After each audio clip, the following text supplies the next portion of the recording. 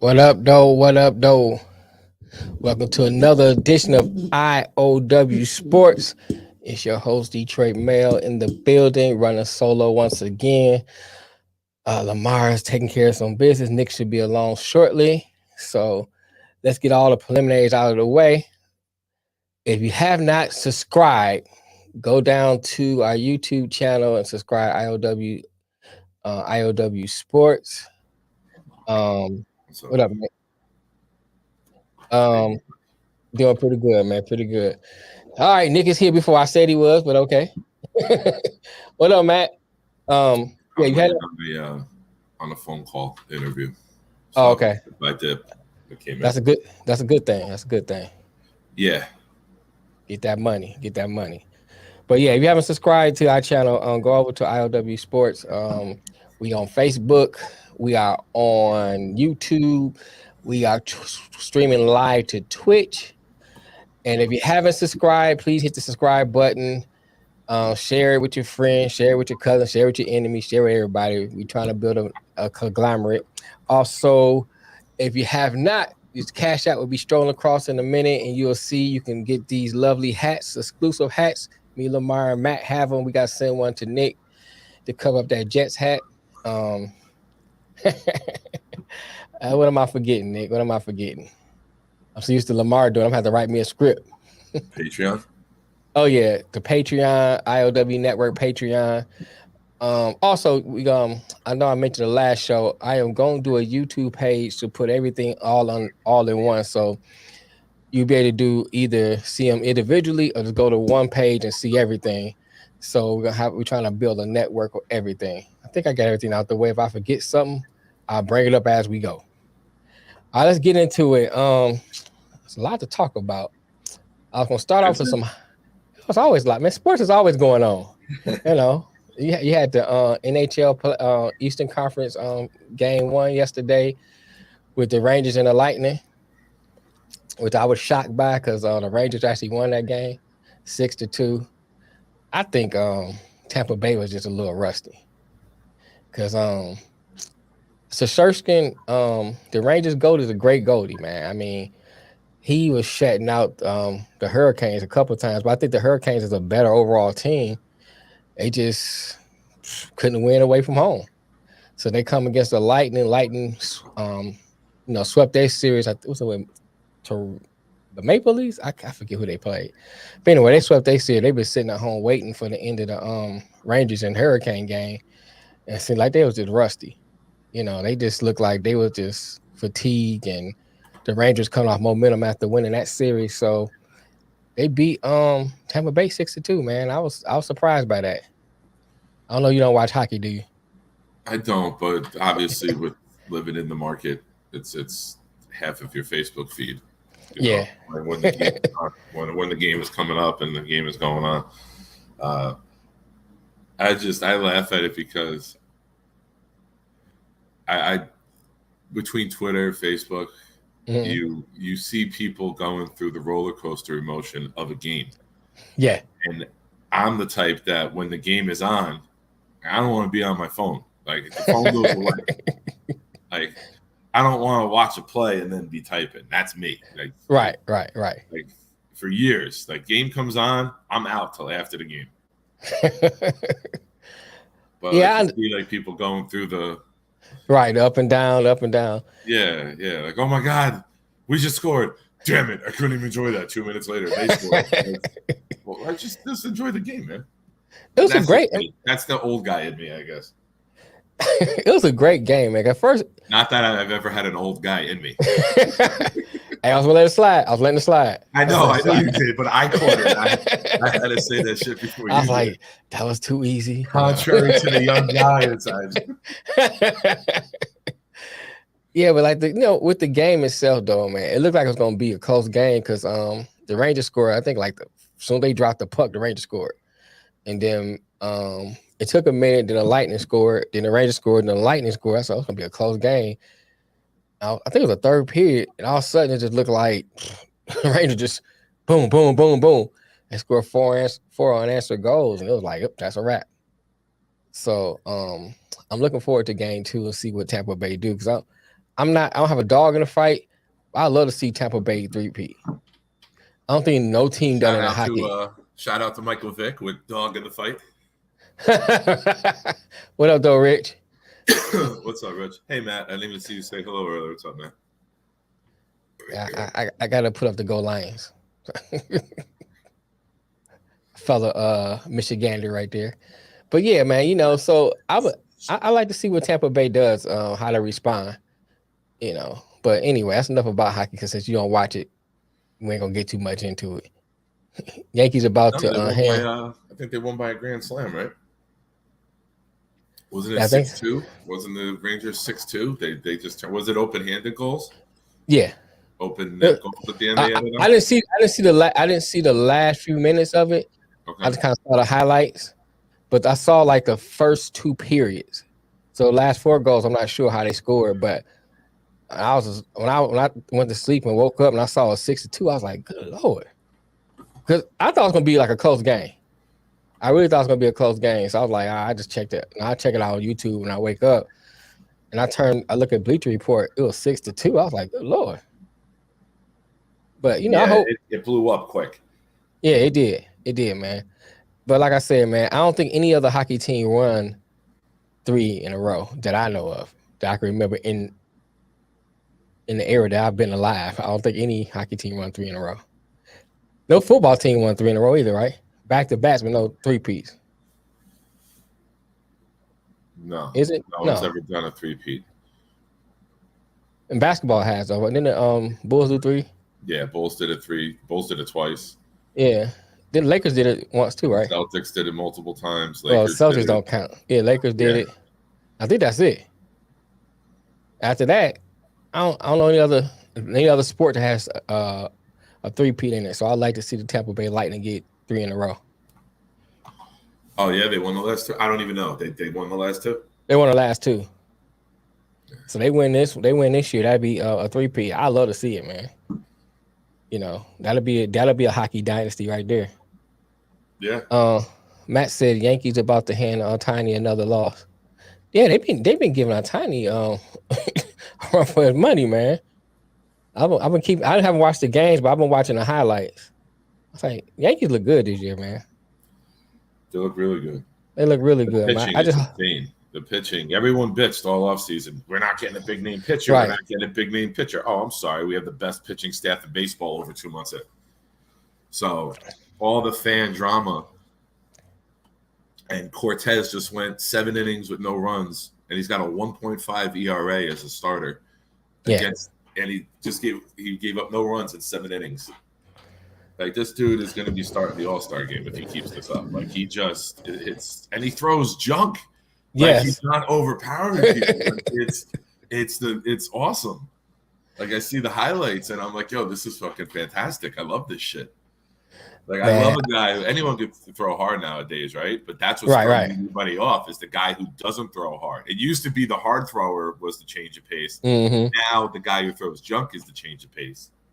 Matt said Ohtani sucks. Ohtani sucks, man. I was adamant he should not have won the MVP last year. I said he was an anomaly. I said he was going to be like a one-hit wonder. He was the new thing in town, and yeah, it wasn't. Well, I'm gonna say that I'm after I read Matt comment. It said Judge hit a home run off him today. Well, you know, I'm gonna speak that in a second. But here's the thing about Ohtani, though, Nick. I think that he still is a great hitter. And the fact that 236, but he's got 11 home runs in 2 months. That's not spectacular by any stretch of the imagination. Like, I looked up the stats because him being on the West Coast, you know, we don't have access. Right, I don't see him as much. So I'm like, let me see his numbers. Because, you know, a friend of mine was upset last night that he had tickets for tonight because he bought the ticket for tonight to see Ohtani. But then the rain out last night they pitched Ohtani in the first game today instead of the second game. So he got like robbed essentially of seeing Ohtani pitch. But I don't know. I think it was a cool little moment, but I don't think he holds up as an MVP type of player long term. Long term, okay. Yeah, we have to wait and see. I think they always find out everyone's weaknesses, and they always then pitch to it.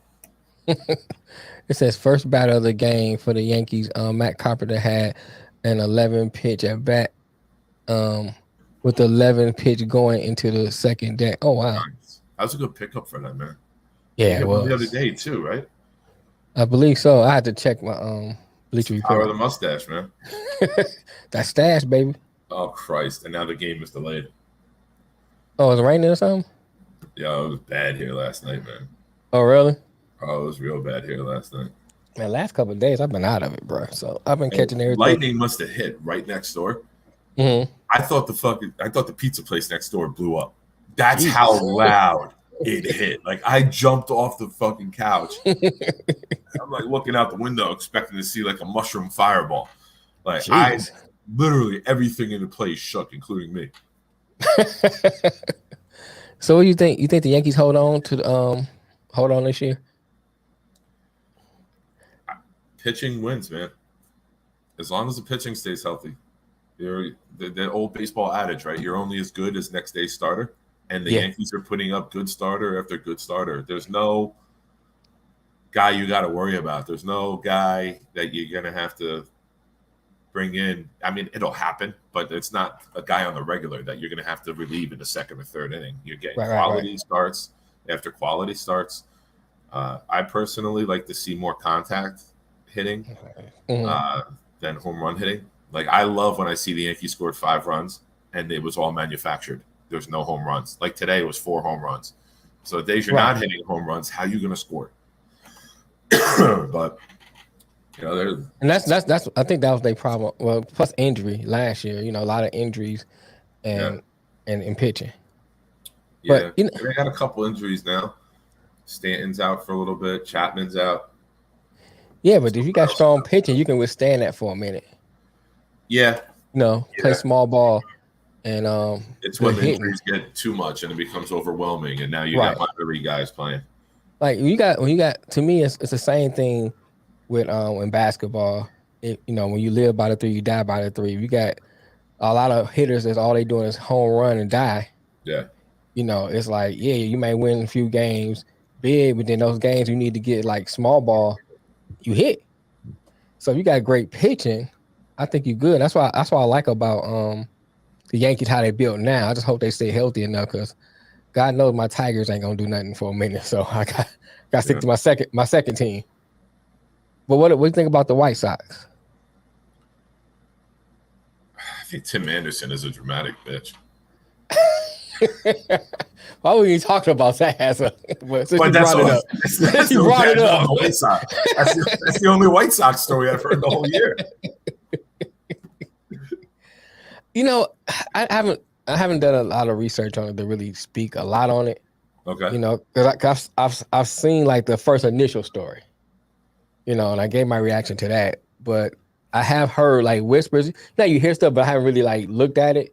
Like I heard he had said some other stuff and things like that. So I don't know exactly what he has said. But here's my. He said. Go ahead. I'll fill you in on what I know. All right, go ahead. I'm sure Matt knows more about it than both of us, but I'll fill you in what I know. Tim Anderson a couple years back said he feels like the modern day Jackie Robinson. Okay, I remember that. Bitch, you've never been spat on. You haven't had death threats. You haven't had people trying to break into your home and harm you. Like, stop it. Nobody went through what Jackie Robinson went through. Stop it. Stop it.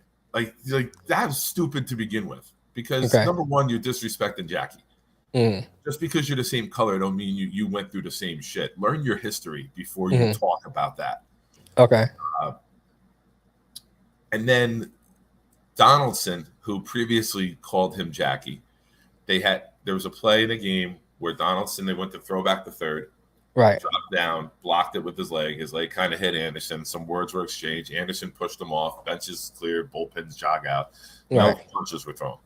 The second series comes now to New York like a week later. And all of a sudden, I guess either Anderson got bitched at his boys. This is me projecting here. Right. Either got called out for not doing nothing. So he was like still sour about it. And then he said that he called him Jackie, but never said that I previously called myself Jackie. So he tried to pull like a race card on Donaldson, but like it backfired.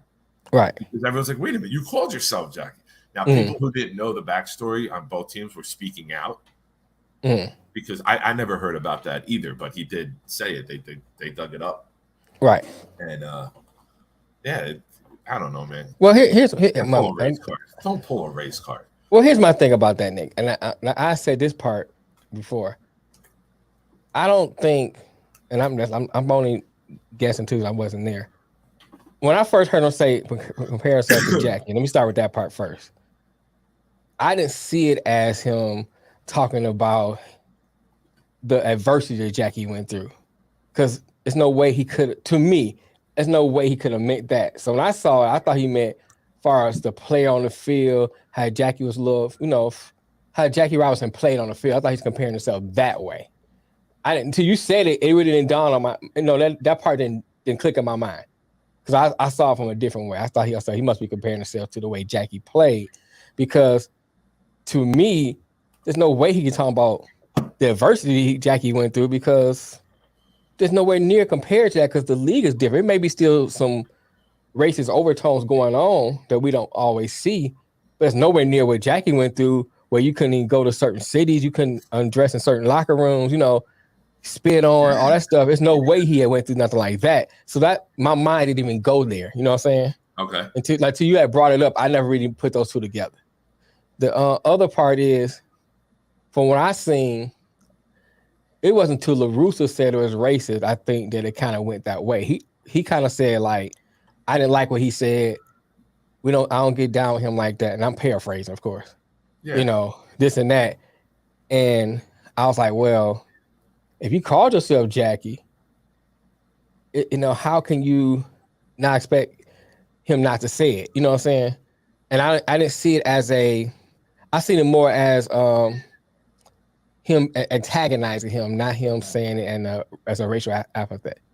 I viewed it as, I'm a sarcastic fuck. I don't know if you ever picked this up, but I'm pretty sarcastic. Really? I try to hide it. I sprinkle it in now and then. But like, I took it as like, all right, how would I say it? I'd be like, okay, Jackie. Like, yeah, all right, Jackie. Like, oh, you think you're Jackie? Okay, Jackie. Right. That's how I saw that. Yeah, that's how I saw that. Yeah, like that's how I viewed it. Like, okay, Jackie, relax. But I don't know. I think it was blown up. I think it was. What up, Jamal? Hey, Jamal, how you doing, buddy? I thought that it was just completely blown out of proportion. I thought it was weak that the last game of the Yankees-White Sox series, they sat Tim Anderson and didn't play him. Yeah. Let him play. You run your mouth, then you sit in the last game of a series when you know there could be one buzzing in your back. You got to take it, man. You got to take it. You know what I'm saying? You put it out there. You got to take it. You're going to run your mouth. You're going to create this stuff. You got to go in the batter's box. You got to come, you got to take what comes with it. So he debuted in 47. I looked up Jackie Robinson because Tim Anderson to me is a middle of the pack position player. Right. He's not. Jackie had 6 All-Star games in 11 years, which to be voted into the All-Star game back then, with the tone of the country and what he was going through in his third and you have to look at this part too. A lot of players, especially black players at that time, were older players because they played in the Negro League first. Yes. Yeah. And if they did get called to play in the major leagues, it was like well until they was older. Well, older as a baseball player. Yeah. So you have to look at that too. But go ahead. I'm sorry. Remember the old quarterback that the Carolina Panthers drafted, Chris Winkie? Wasn't he 27? Yeah. He was like a fifth-year senior in Florida State or something like that. Yeah. He was bald as shit, man. Right. He looked like the dad from that 70s show. Like Matt Hasselbeck. Yes. 28. Matt said he was 28. Yeah, they weren't rookies coming in like 18, 19-year-old kids. Right. They were, they weren't coming up like 18, 19 like Mickey Mantle was. They were coming up or coming into the league from another league, professional league. So, but yeah, he made 6 straight All-Star games. He had 1 year with 200 hits, 125 RBIs. Jesus. Yeah, and you're not anywhere. I mean, your color is the only thing you have in common with Jackie Robinson. That and you play baseball. That's it. Nobody looks at you and says, "Oh, that looks like modern day Jackie Robinson." Right. No, I didn't even know who fucking Anderson was before this. No, okay, now Matt said, now this might be key too, because he said I think it was an interview with Sports Illustrated where Anderson said he wants to be the next Jackie Robinson. So that's difference in context. He Okay. put in that context. Now he's not. No, he said he wants to be. That's different than saying I am. Jamel said Nick got me weak. But so like if that's actually what he said, I can more go with that than him comparing himself to Jackie Robinson. Go ahead. Yeah. So I kind of agree. I kind of agree more on those lines. If that's what he was saying, I think he said I want to be more like Jackie Robinson. I can go with that than him saying he's comparing himself to Jackie Robinson. That's a whole different way, whole different context. And you have to, if you look at it from that standpoint, I don't have a problem with that. But like I said earlier too, until Nick brought it up, I didn't see it as that's a fact. I didn't see it as him saying he went through the same adversity as Jackie Robinson. I seen it more as him wanting to be or say his ability is the same as Jackie Robinson until I saw what Matt said. So to me, I don't see an issue with that. But when that last game come, you got to go in there. You don't take yourself out of the game, right? You play. You know, if you run your mouth, and that means you got to take a pitch. Take a pitch. You got to do what you got to do. I don't see no way where you run your mouth and then start the game. I lose respect from you. I don't think you compared yourself to 42, but don't quote me on that. Yeah, that's why I think context is key. Matt, because if he say he compared himself to it, that's a whole different thing. If he say he wants to be like him, hey, I want to play like Michael Jordan, but I can't. What'd you say, Jamel? He only gets talked about because he said, "Yeah, you're right," and that helps him in the long run because now people know who he is. Unless you play live in Chicago, you might not know who he was or a diehard baseball fan. But anyway, I guess we got to bring up the sad news that it's like the last show we had opened up talking about a football player died. Now we got to talk about Marion Barber died. Was he found? I think it's found his apartment. I don't know what's going on, man. It seemed like every time I look up, more and more athletes are dying, and this guy was young. I haven't seen the reports and say what he died of. Anybody know? Let me know. But this is sad, man. Was it Monday? Who was it Monday? Gladly. Jeff Gladly. He was in the car accident and died. Now you're looking at Barber dying found unresponsive in his house, man. Yeah, R.I.P. Right, Jamel. This is sad, bro. I mean, this guy was young. Was he? I don't know how old he was. I saw it on Breach Report, but I can't remember. But he was a young guy, man. And now he did. I don't know what I would like to see what a CTE has something to do with it. I want to see what the report says on how he died and what happened. Because 38. Thank you, Matt. He was 38. Barber? Yeah, talking about Barber. I wonder if CTE has something to do with it. From Dave from Chop. Dave is big Cowboy fan, and he put a post up saying that life hasn't been good for him the last couple of years, which means maybe legal trouble, drug issues, drinking. Right. Matt just said it too. Okay, that's what it was. Okay. So life hasn't been good. You don't want to assume anything. Yeah. I don't. You don't want to assume when someone passes. You wait to hear things, but autopsies take a couple weeks. It does. So it's I sad, don't know man. if you're gonna do one or if it's just known. You know what I mean? Right. It's one of those things, man, that you realize when people like us that they be like, "Oh man, I wish I had money and this and that," and you see the people with money, they go through the same thing or worse. So it's not really about it's not about the money. Don't get me wrong; it's nice to have it, but it's all about being mentally sound and being happy within yourself. Money don't change mental health, man. Money does not change mental health. You could be in my situation, or I could have freaking Elon Musk money. I'm still fucked up in the head. I'm still fucked up in the head. It's just going to be different issues that fuck me up. If anything you ain't learned from Amber Heard and Johnny Depp, that should be the key right there.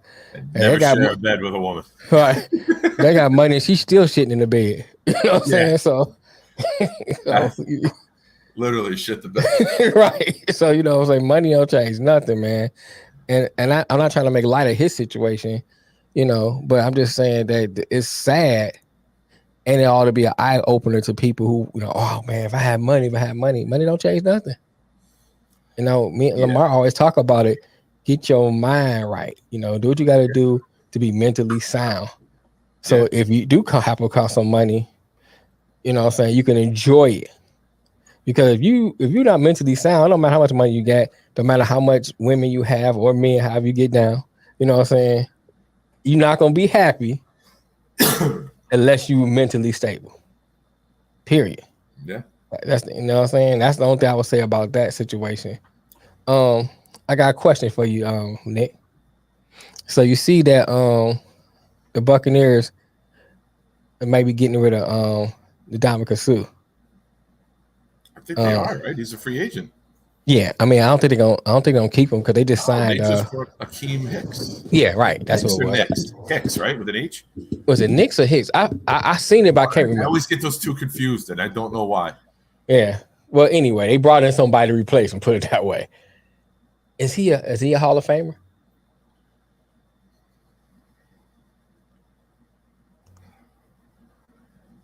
That's a good one.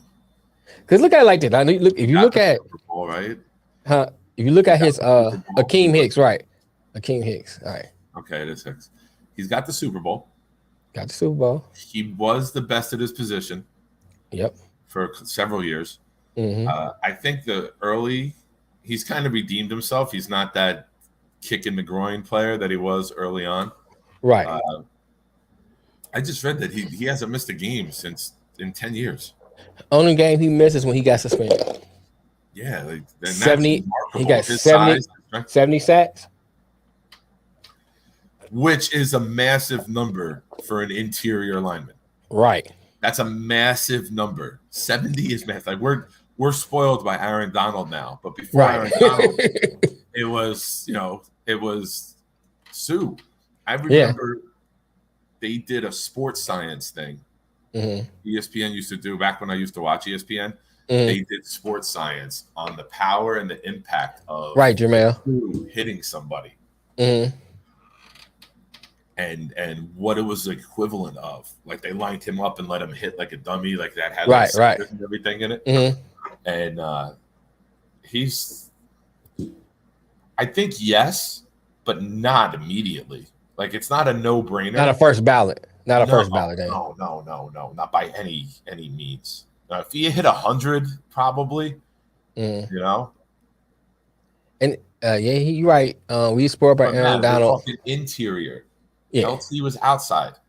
Interior is Donald. Interior is Sue. Interior was Clyde Simmons and Jerome Brown. You know, interior. Jerome Brown was the man, until he killed my man in the car accident. He got killed in that car accident. Did he get caught? I know he passed away early. I don't remember how.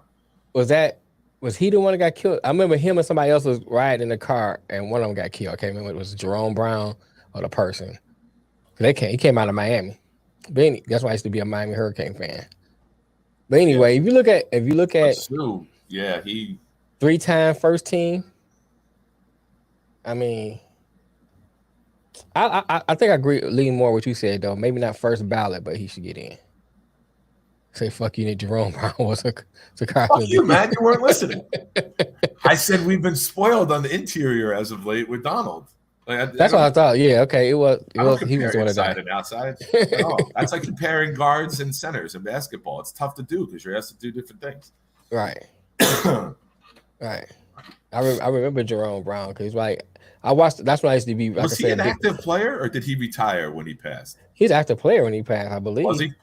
I believe so. If I'm not mistaken, that was a while back. Yeah. So I remember. That's when they had Seth Jordan, Jerome Brown, Reggie White. I mean, they had a team. Randy Cunningham. Serious talent, man. I was like, why they didn't win a Super Bowl? That's one of like those probably coaching. It's always coaching, right? Always. Interior, exterior, don't matter.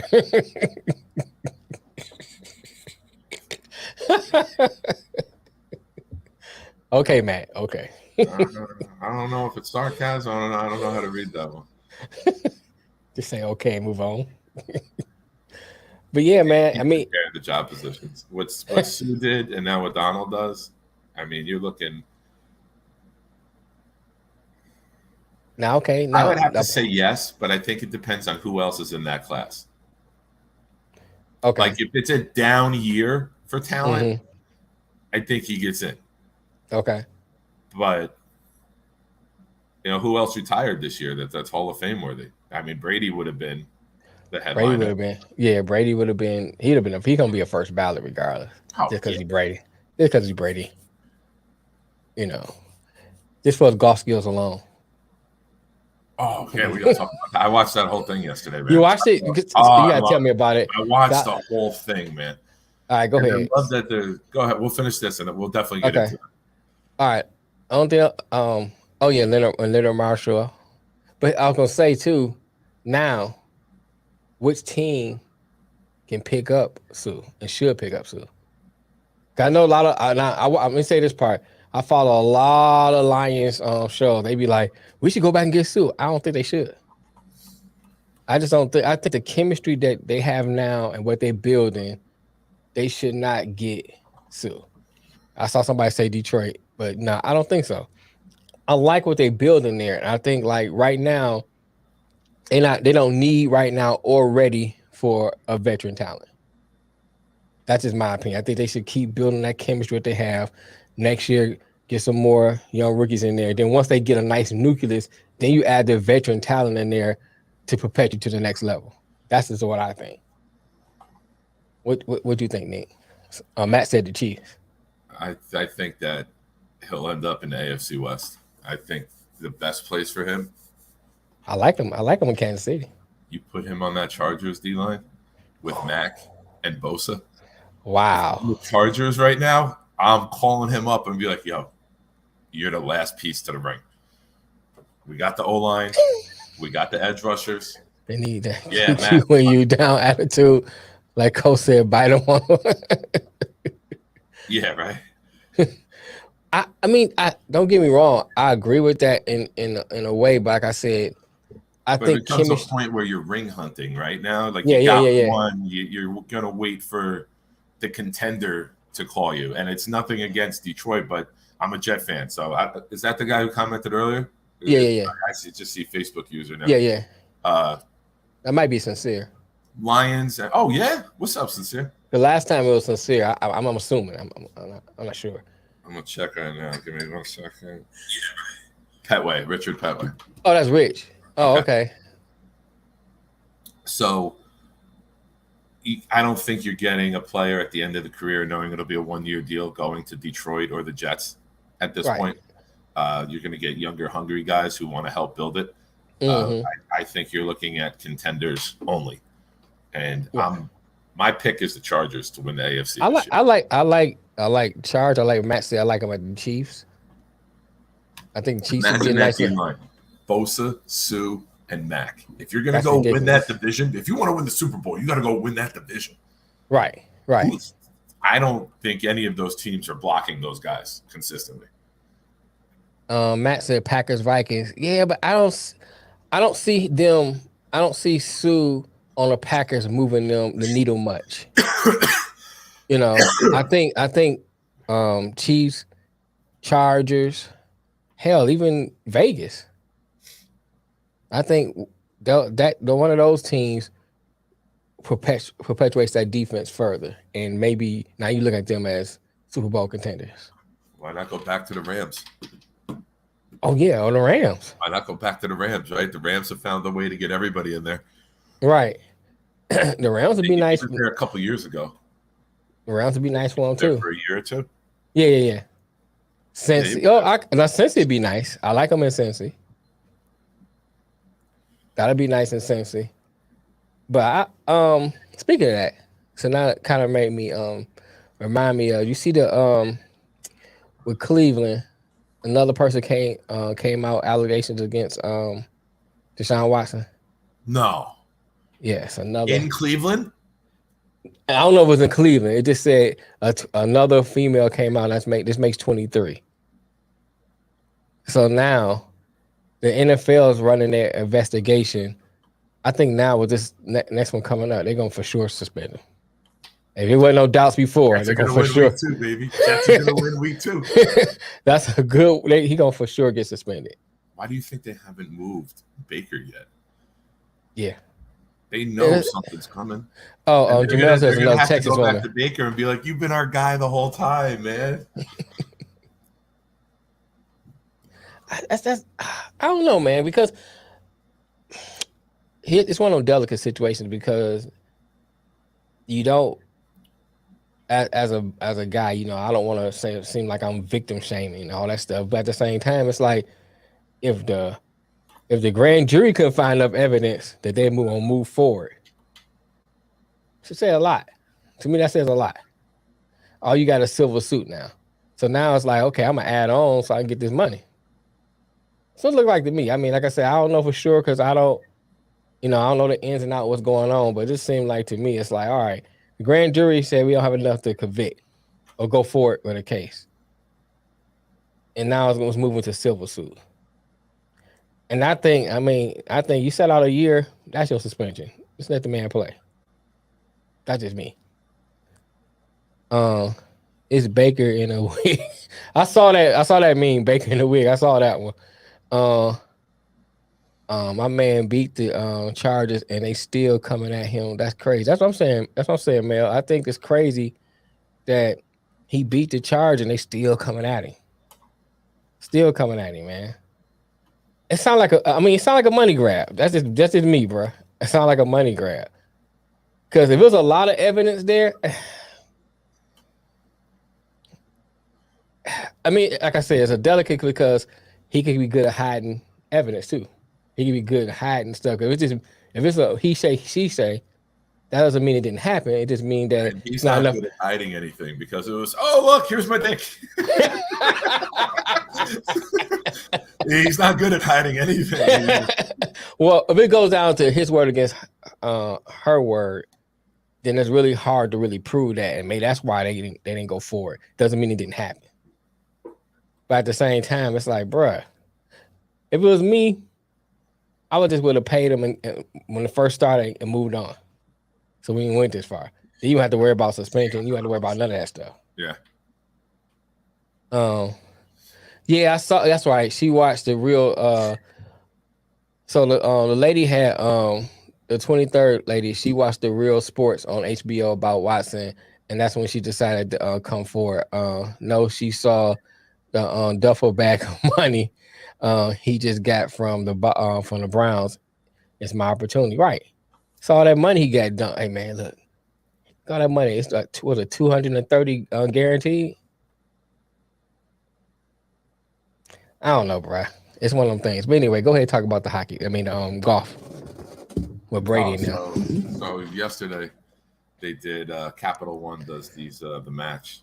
Mm-hmm. And, normally, it's had an amateur with a professional, and the famous one was Tom Brady and Tom and Phil against Tiger and Peyton last year. Mm-hmm. And this year they did all amateurs. There's the sixth one or the seventh one? Sixth one. Mm-hmm. And it was Rodgers and Brady on a team against Josh Allen and Patrick Mahomes. And the cool thing about it, there's some awful shots.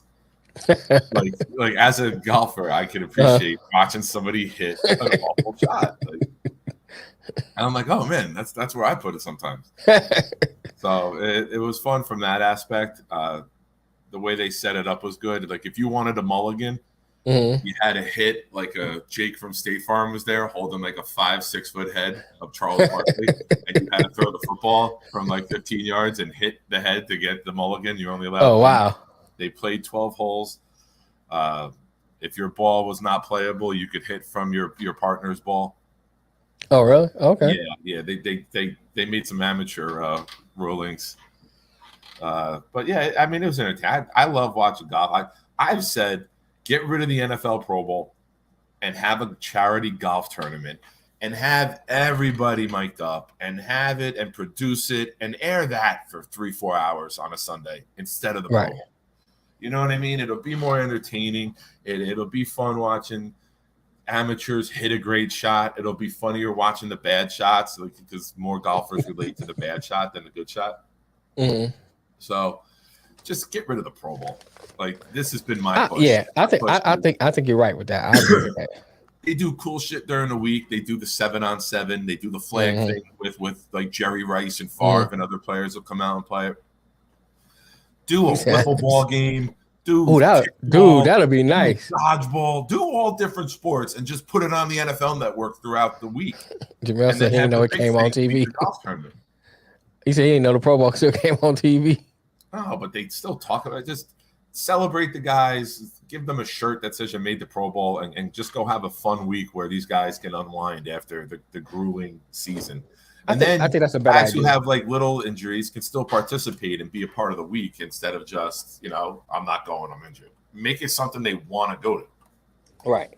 And I think it'd be great for the fans to see like the guys that we look at as superior athletes failing and laughing at themselves when they're not. You know what I mean? Like Charles Barkley said yesterday, who is an American legend, Charles Barkley.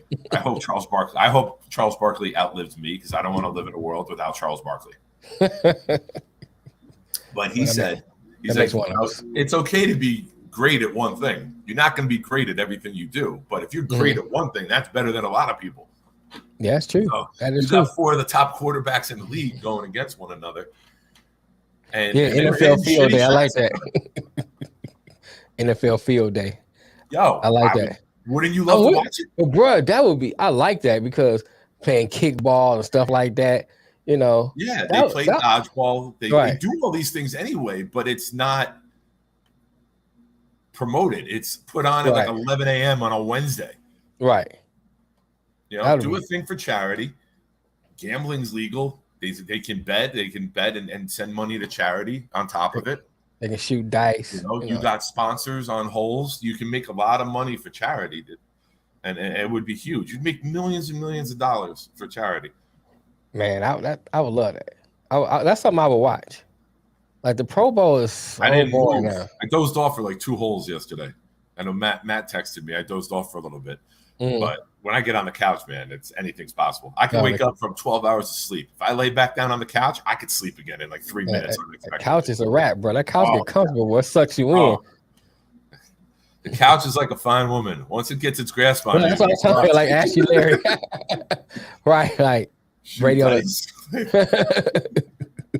Yeah, play bones, play spades. See, I would watch that, bro. Have them bowl, right? Like you can enter a bowling. Like have a whole bunch of different things. They should have like a hood tournament. Just have hood stuff. Double Dutch, dice. You know what I'm saying? Playing spades, bones. Just like a hood tournament. I would watch that. Leaping over fences while dogs chasing you. See, I'm in that. I'm with that. You know what I'm saying?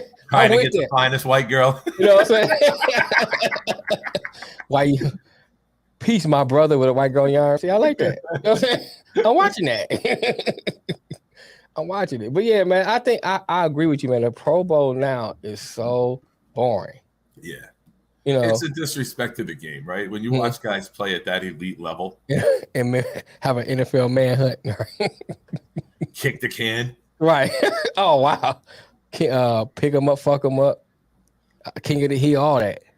Are you talking about the white woman thing again? Pick them up. Calm down, Deshaun. Calm down, brother. Get more views because more people relate. Right. Yeah. That's what I'm saying. Think about all those games we played as a kid. Yeah. And you bring those games in. Football, and we want to see it played at its best. Now, baseball, there's no physical contact. So the all-star game in baseball can be played like an actual game. Pitchers aren't throwing 60-mile-an-hour things saying, here, hit it. Outfielders aren't falling down and letting a ball roll to the fence so you get a home run. That would be the baseball equivalent of the Pro Bowl, right? Guys not trying their hardest. Right. Baseball can be played that way because you're not taking the contact. You're not risking anything. Playing with dogs. I just referenced that. Bro, I like that. I like that. Yo, Chef, I just mentioned Michael Vick with dogs 15 minutes ago. That's hysterical. That would be. I mean, Peter have a problem with that, but I still will watch it. Cockfighting, the actual chickens. So make sure I put that out there. That's what I said. That's why I make sure I put that out there. Pro Bowl live from Puerto Rico. I'll never forget that, man. I went on my honeymoon, and we went to Puerto Rico. And the driver was showing us, like, it was literally airport, U-turn, and the Intercontinental is like right there. Oh, wow. So we stayed there. And when we go around, like the jug handle to get on the highway, and the guy told us, like, "Oh, this is the big cockfighting arena." Oh, really? I mean, I just want to see at least one time. Just one time, and I'm good. As long as we eat afterwards, I'm good. Loser gets eaten. The loser get the chicken. But yeah, man, I think you lose, chop the head and go cook it, bring it out. There you go. I think you're right though, man. I hear a lot of players kind of talking about it too. So hopefully they go ahead and do something. Because I heard a lot of former players talk about getting rid of the Pro Bowl and stuff like that. Because look at it like this. I understand to a degree why the players now don't put all their effort into the game. Because you get injured at the Pro Bowl, what if you get like an injury that's career injury? You know what I'm saying? At a Pro Bowl. Or you get injured and you sit out the first 6 games of the next season because of that injury at a Pro Bowl game. But you do it where it's fun. I mean, stuff like that, where the injuries is lessened because, you can get injured doing anything. You can walk to the mailbox and get injured, but you rupture your Achilles playing kickball. Right, you know what I'm saying? But the degree, if you get injured, is not as great as you playing an actual football game. So I think that is better. And then the people who are fans of these people would love to see you do ordinary things. Like you said about the golf game. People just tuned in to see them playing golf. And I heard, I didn't see it, but I heard that Mahomes and Josh Allen was kicking back, copping brews, drinking, just chilling. Yeah. That's how he's supposed to be. To me, this it's is like, why I don't respect Patrick Mahomes. 1, because of his wife choice. 2, because of his brother. 3, because he was drinking Coors Light. NFL cook-off. I like that. He said because he's drinking Coors Light. No, I mean, like, my son, we went down to Disney. It was in Orlando. We went down to Disney in 2019 for a Pop Warner football team that I coached. Right. We played in the Pop Warner Super Bowl. 6 weeks later, the NFL Pro Bowl was on the same field. Time it up better and have something with the kids and have the players go out and coach the kids in a game. You know what I mean? Like, have not an actual Pop Warner game, but have them coaching and instructing. Do something different that people will be interested in. I think it's so much better, bro. We need to write the NFL. And I just want to watch Jamal Adams lose in other sports besides football. I had to bring that up, didn't you? But so you hear Tyreek Hill's comment? Did you hear that? No. So he's a Dolphin now. I don't pay attention to anything he does or says. So Tyreek Hill says that the last year the Chiefs tried to suppress his stats and everything in order for him not to be worth nothing on the trade market. And they deliberately try not to, give him as many, throw it to him as much and stuff so he can just express his stats on the trade market. He still had 100 catches. Bruh. Like, he had more catches than, more targets than Kelsey. So how are they suppressing your stats?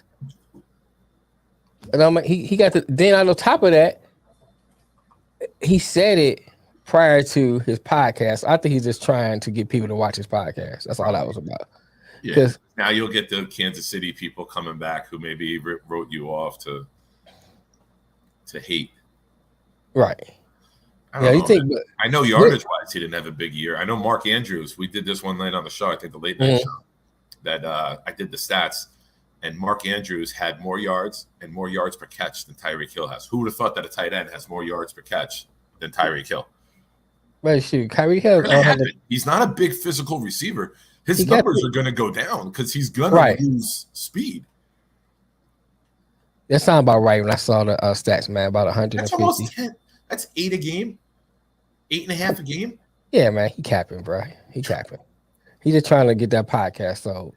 Plus, on top of that, you gotta look at the fact he think he had a lot of targets. Didn't have enough targets this time. You going to play with Tua? You know what I'm saying? You might have less targets now Yeah, playing in Miami, and you're not gonna get. You think about it like this. For I'm right telling you, now, until Waddle is Tua gonna can be the prove star it. of that team. Waddle Oh is yeah, gonna oh be yeah, the oh star. yeah. I mean, They were coming on last year, and they mm-hmm. didn't have the Tyreek Hill factor. Hill is Tyreek gonna Hill gonna be be more. the He gonna be a backstory. decoy. He gonna be more of a decoy than anything else. How many weeks until Hill bitches about usage? Here, Is it here in that, September or does he wait till October? but here's what I think gonna happen though, Nick. Until Tua can prove he can throw a deep ball, they put two men on press him at the line, put a second man on top of him, and he gonna get less targets anyway because he gonna be double teamed. I'm not doubling him until Tua shows he can hit it. I'm doubling I'm Waddle. just I'm just I'm saying bracketing Waddle because if you Waddle's press going him to at be the guy underneath, and they already got the chemistry. right, And it takes a while for chemistry to form mm-hmm, in the offense and for the coordinator to find the plays that work and all that. right. I'm doubling Waddle because But you, Waddle's going to be the guy underneath. I just think that he's gonna get less targets because nobody gonna Oh, yeah. expect nobody gonna expect Tua to throw it that far. Plus, So he's going to get less targets because of the system he's in. He's in the 49ers system now. yeah, oh That's yeah, I forgot heavy about that. run. I forgot about that. Yeah, Like and he might. they got two running backs, so you know they're gonna be running a lot. They got Mostert and they got Chase Edmonds. They got Right. Gesicki. They got Waddle. They're Mm-hmm. not, but they don't have. I think Tua's a serviceable quarterback. Yeah, I don't think he's I garbage. I'll don't say that. think he's good enough to run this passing scheme. He has to prove it to me. I'm gonna say that. Yeah. Now he proved it to But me. now running the ball might help more, right? Like you just got to Yeah, be more efficient. yeah. You And have that speed like Waddle and Hill and Gesicki can run. Mostert can run. Edmonds can run. mm-hmm. Get them the ball. And both of them can catch out the backfield. Yeah, just be effective. Get the ball out quick and let them do their thing. That's the And they key. got the line. They brought in Armstead. I forgot about that. Yeah, that's the key, man. If he can, if Tua can get rid of the ball quick and hit and get his timing down, you have to worry about deep passes because you got enough weapons that you have that you don't have to worry about deep pass. Now you do throw a couple shots down to keep the defense honest, but you Yeah. don't have to worry about the deep threat. A lot of underneath, a lot of running, a lot of screens, a lot of bubble screens with your running backs. That's all you have to do, and just keep moving the ball down the field. Then when you get 30 yards out, you can take shots. That's all you have to do. But I don't know. I still don't know Tua capable of doing that right now until he proves it. Agreed. But we'll Agreed. see. A lot of questions out there. All right. Go ahead. While we're on football, something I wanted to bring up. Go ahead. Who's the most overrated player in NFL history? Ooh, shoot. I got my answer, and some people might disagree with it, but this guy to me is. Well, tell me your answer because I'm not coming to my mind right now. I have to think. Okay. Maybe your answer to jar my memory. This guy is the king of mediocre. Okay. But he has longevity, so he became a compiler. Frank Gore retired today as a 49er. 16 years, 16,000 yards. Now the longevity is there. No one, I think, at any point in time ever considered Frank Gore. We always do the top 5 running backs, right? Not fantasy, but top 5 running backs. I don't know who a backup is, Matt, but go ahead. Anyone ever picked Frank Gore in the top 5? No one ever said. Like earlier in the career, it was LT, Sean Alexander, Priest Holmes, Larry Johnson. Like you can go on and on. Yeah. Martin, Tiki Barber. All these guys were better. But he was there like 8 to 10, just putting along. Right.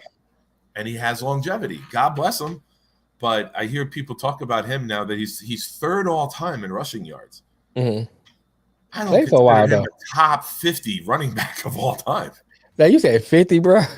Bro, I can name many people I would take. Like if I went through the list of all-time rushing leaders, like there's guys with 4,000 or 5,000 yards, like Gale Sayers. I take Gale Sayers over Frank Gore. Frank Gore is just. I never seen Gale Sayers play. I mean, I seen highlights. I seen Brian's song, so I know he was athletic as hell in the movie. The movie made him look great. But here's what I say about Frank Gore, though. Why I go as far as say overrated, I would say he's a consistent back. Yes. You know what I'm saying? He's not an all-time great running back. If you're no, he's not. He's not. Something, he's not. Like you should be great, right? Now I'm being sarcastic with the most overrated player of all time. No, that's Brady. But when you look at you just had to take that little stab. Always. Even though I hate to admit this, I like him as like seeing him doing the golf and seeing the social media shit. Now that he's not a Patriot anymore, he's more likable. But I probably would still pay to fight him to the death uninterrupted. But yeah, if you're third all time in something, you should be considered. Like Matt just said, elite. Yeah, I agree with that, Matt. Just a solid running back with a solid career. He's the guy who hits 25 home runs, or 20 home runs, plays 25 years, and gets to 500. But like you were never great. You were just average and consistent and there. Frank Gore is the running back you have on your team when you got a lot of weapons, great defense. You just need somebody back there to keep the defense honest. Yeah. He's perfect for that. Yeah. And I mean, but you got to look at it like this. Same thing when people start talking about, I hate to say LeBron because I say LeBron doesn't have a skill set, but LeBron's longevity is going to yield to more stats. Oh, yeah. You know what I'm saying? So I was making that comparison with Frank Gore. He played a while, so yeah, he may be third because his longevity of career. So the longer you play, thank you, Matt. I'll wait for it. The longer you play, you're gonna amass statistics. It's just, I mean, unless you just hell of a sorry, you're gonna amass statistics because you just playing on over and over again, different, all these different teams and stuff. So I think stats, I always say this, stats without research equals a bad outcome. You know what I'm saying? The stats is good to give you a baseline. Then you gotta start researching, okay, where those stats come from. Like if he played for 20 years or if he played a lot of garbage minutes, stuff like that, then you come out with the proper outcome. But if you just look at stats and say, oh, he's the greatest player of all times. Well, okay, that's not necessarily true. But you said, we talk about top 50. I just threw that number out there. Like I have to really look at it. I'm just thinking that maybe my mind started going like, who? I mean, I was an Earl Campbell fan. You got Eric Dickerson. Of course, I gotta say Barry Sanders, Walter Payton. Hell, I mean, who else? Curtis Martin, Adrian Peterson, Emmitt Smith, Dorsett, Peyton, Jim Brown, OJ, Ricky Williams. Oh yeah, I forgot about Ricky Williams.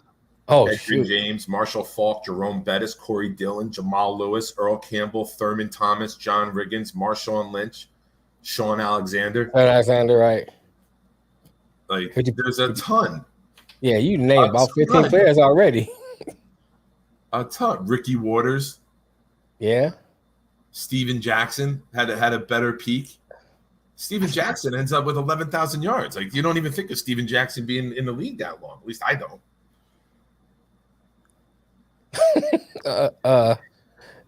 Similar to Sammy Sosa, he did nothing before or after steroids. Only let's say white or while on them.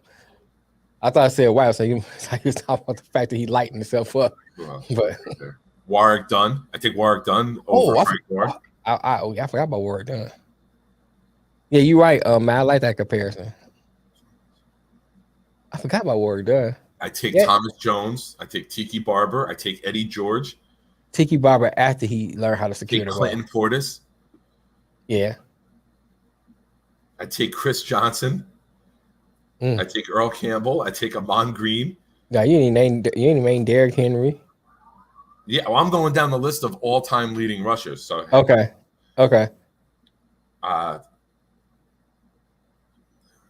Jonathan Taylor, Herschel Walker, Roger Craig, Holmes, Ooh, Maurice Jones-Drew, Freeman McNeil. dang.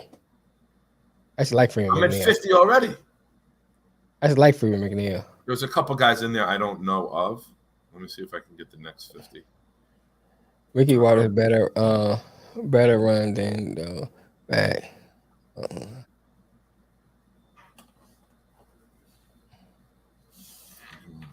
I mean, Murray Wadsworth.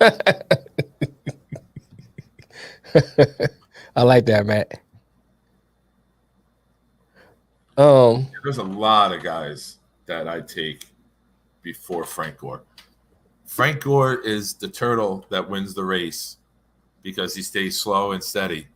Mm-hmm. And like the rabbit is off doing all the great shit, but the turtle just wins the race. Just you know, constantly just going along. Yeah, right. just cutting along, staying in the right lane, staying safe. But I mean, respect to him for playing 16 years as a running back in the NFL is very impressive. That's the achievement. That's the achievement. And being a starter for almost all of them. That's the achievement. Mm-hmm. But don't tell me that Frank Gore is a top running back of all time. That's what the media does, bro. That's what the media does. Oh, because they want to blow everybody while they can. They want to use them for their story. Mm-hmm. Give me some. Let me turn on. It got really dark. Okay. Yo, Turtle has been my lifelong nickname given to me by my father. It's probably because you saw your hot dog when you were born. Oh, wow. What's up, Turtlehead? But yeah, man, that's the one. Not one of the things. One of the things I can't stand about the media, bro. They hype up everything and everybody. Overhype, bro. Overhype. You know, you can give respect, like you said. You can give respect to the man without, capping about it.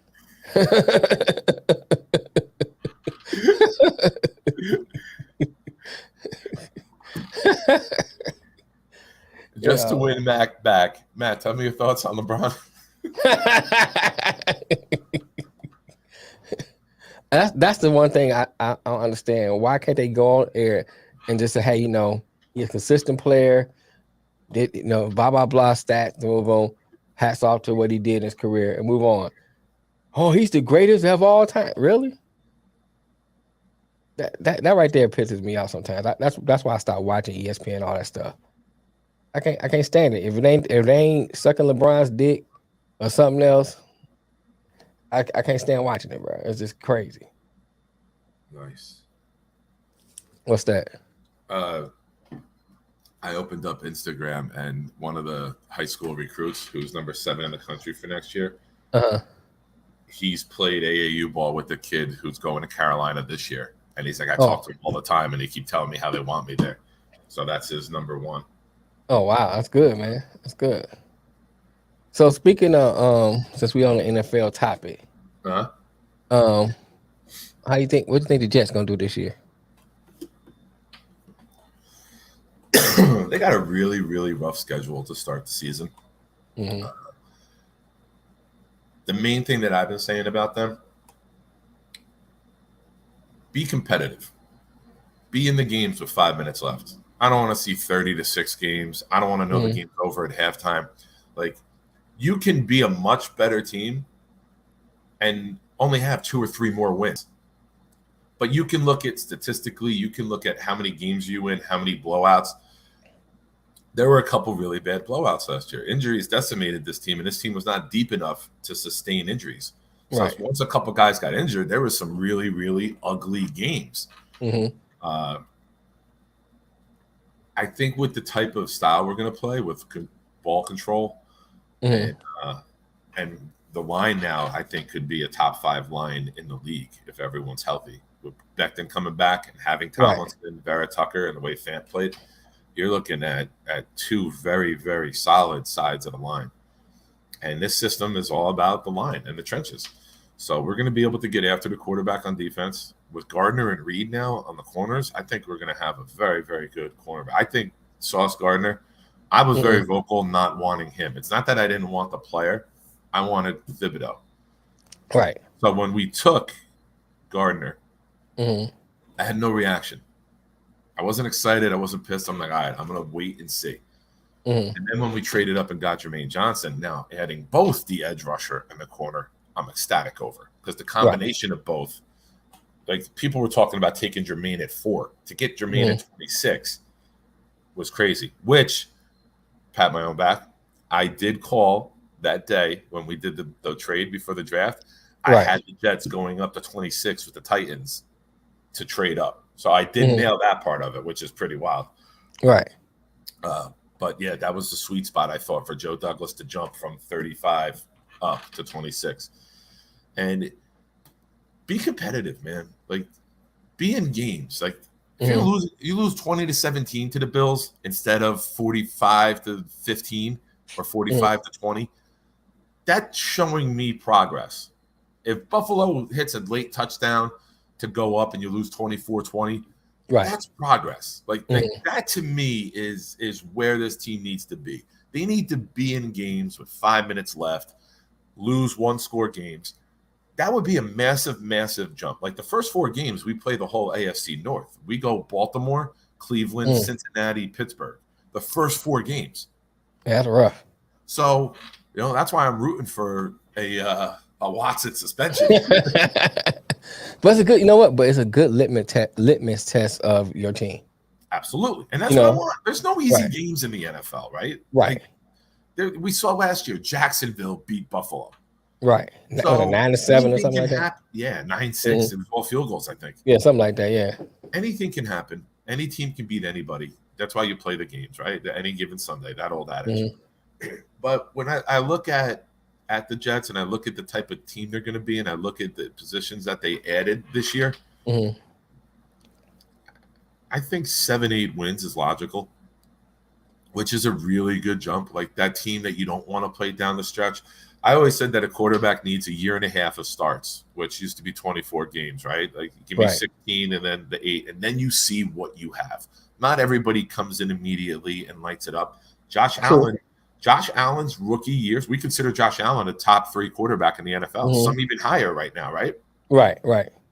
His rookie stats are identical to Zach Wilson's. So you don't come in the league right away and light it up.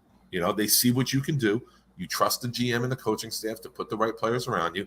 Right. I don't think Zach Wilson will ever be a 5,000-yard, 50-touchdown passer. But if he throws for 25 touchdowns, 3,600 yards, 3,800 yards, we're going to be a run-first game, a run-first team. So you're not going to have many 400-yard. We're not going to be the Cowboys spreading it out nonstop. Right. So I think it's logical that they can win 7-8 games. I think if health is there and they can maybe get a little more. But we haven't been healthy the last couple of years, so you can't even rely on health. Like it's that's why it's good. It's good to build depth. You gotta have depth on your team. Yes. And we drafted so poorly for so many years, as you know, same situation with you. That some of your guys who are marginal starters and wouldn't be starting in other teams in the league are your best player on defense. And we've both been there the last couple of years. So when you look at our rosters, now you're starting to see good drafting come in. You're starting to see free agents come in there. You're starting to build a roster where guys in the middle rounds are contributing to your team. Now, we had so many rookies play last year. I think we set a record for like in the modern era of rookie snaps played. Right. So now when those guys evolve into role players, they're that much better because they got the big experience right away. They got thrown into the deep end of the pool from day one. So, you kind of lead me into my next question I want to ask you, because we kind of the same similar situation, and I would ask, so what do you think? Because as a lifetime Jets fan, is different about what the Jets are doing now than what they have done in the past? Before you say that, because I'm Hold talking. on. Wait. Hold that question. Go ahead. Go ahead. I was born with both my hips dislocated and was put into a full body cast less than 24 hours after being born, so my arms and legs made me look like a turtle. Holy shit. And why the fuck are we just hearing about this now for the first time? Wow. Holy shit. Damn. I got caught with the big comment, and as you were asking the question, I saw "born with both my hips," and I was reading it, so I apologize. That's cool. It's cool. I completely zoned out, but you can see why now. Yeah. All right, go ahead and ask me that again. I was like, so here's my thing. As a Lions fan, you watch the draft, and every year you get that. Oh man, it might be the year this year. Blah blah blah. Then they get on the field, you be like, same old, same old, same old. So I say, as a Jets fan, what do you think is different what they doing now as an organization? Not just like coaching and all that stuff, but as a whole entire organization than what they done in the past that makes you feel a little more confident about moving forward as a organization. Well, I know you said it, but the first thing that comes to mind is the culture changed. Mm. They're bringing in not only talented players, they're valuing draft picks. And the way to succeed in the NFL is through the draft. People laugh at the Rams and what they're doing, but let me tell you something. Last year, the Rams had more drafted players on their team than any other team in the NFL. So when you draft right and you build a base, and then you're hitting in those mid-round picks, because we know they haven't had first-rounders in a while. Right. When you're hitting on those picks, you're building your depth. You're building your team. You're everyone. Why can we all predict who's going to go in the top 10? Because it's obvious to everyone who the top 10 is. Right. Predict round 3 and 4, and you may only get 4 or 5 guys right in that round. Right. I think I had 25 of the 32 right this year in the first round. Maybe 1 or 2 more, I forget. But then you try to predict round 2. Everyone knows the top end talent. But finding those guys, I mean, no one saw fucking Cole Strange coming. Yeah, no one saw it. I need double hit. We need to do a show on this. I know. I need double, right? Like, we're both captivated by this. I needed double hit replacements. My hip sockets are shallow, never fully developed. Oh, you need it, or you had it? You need it.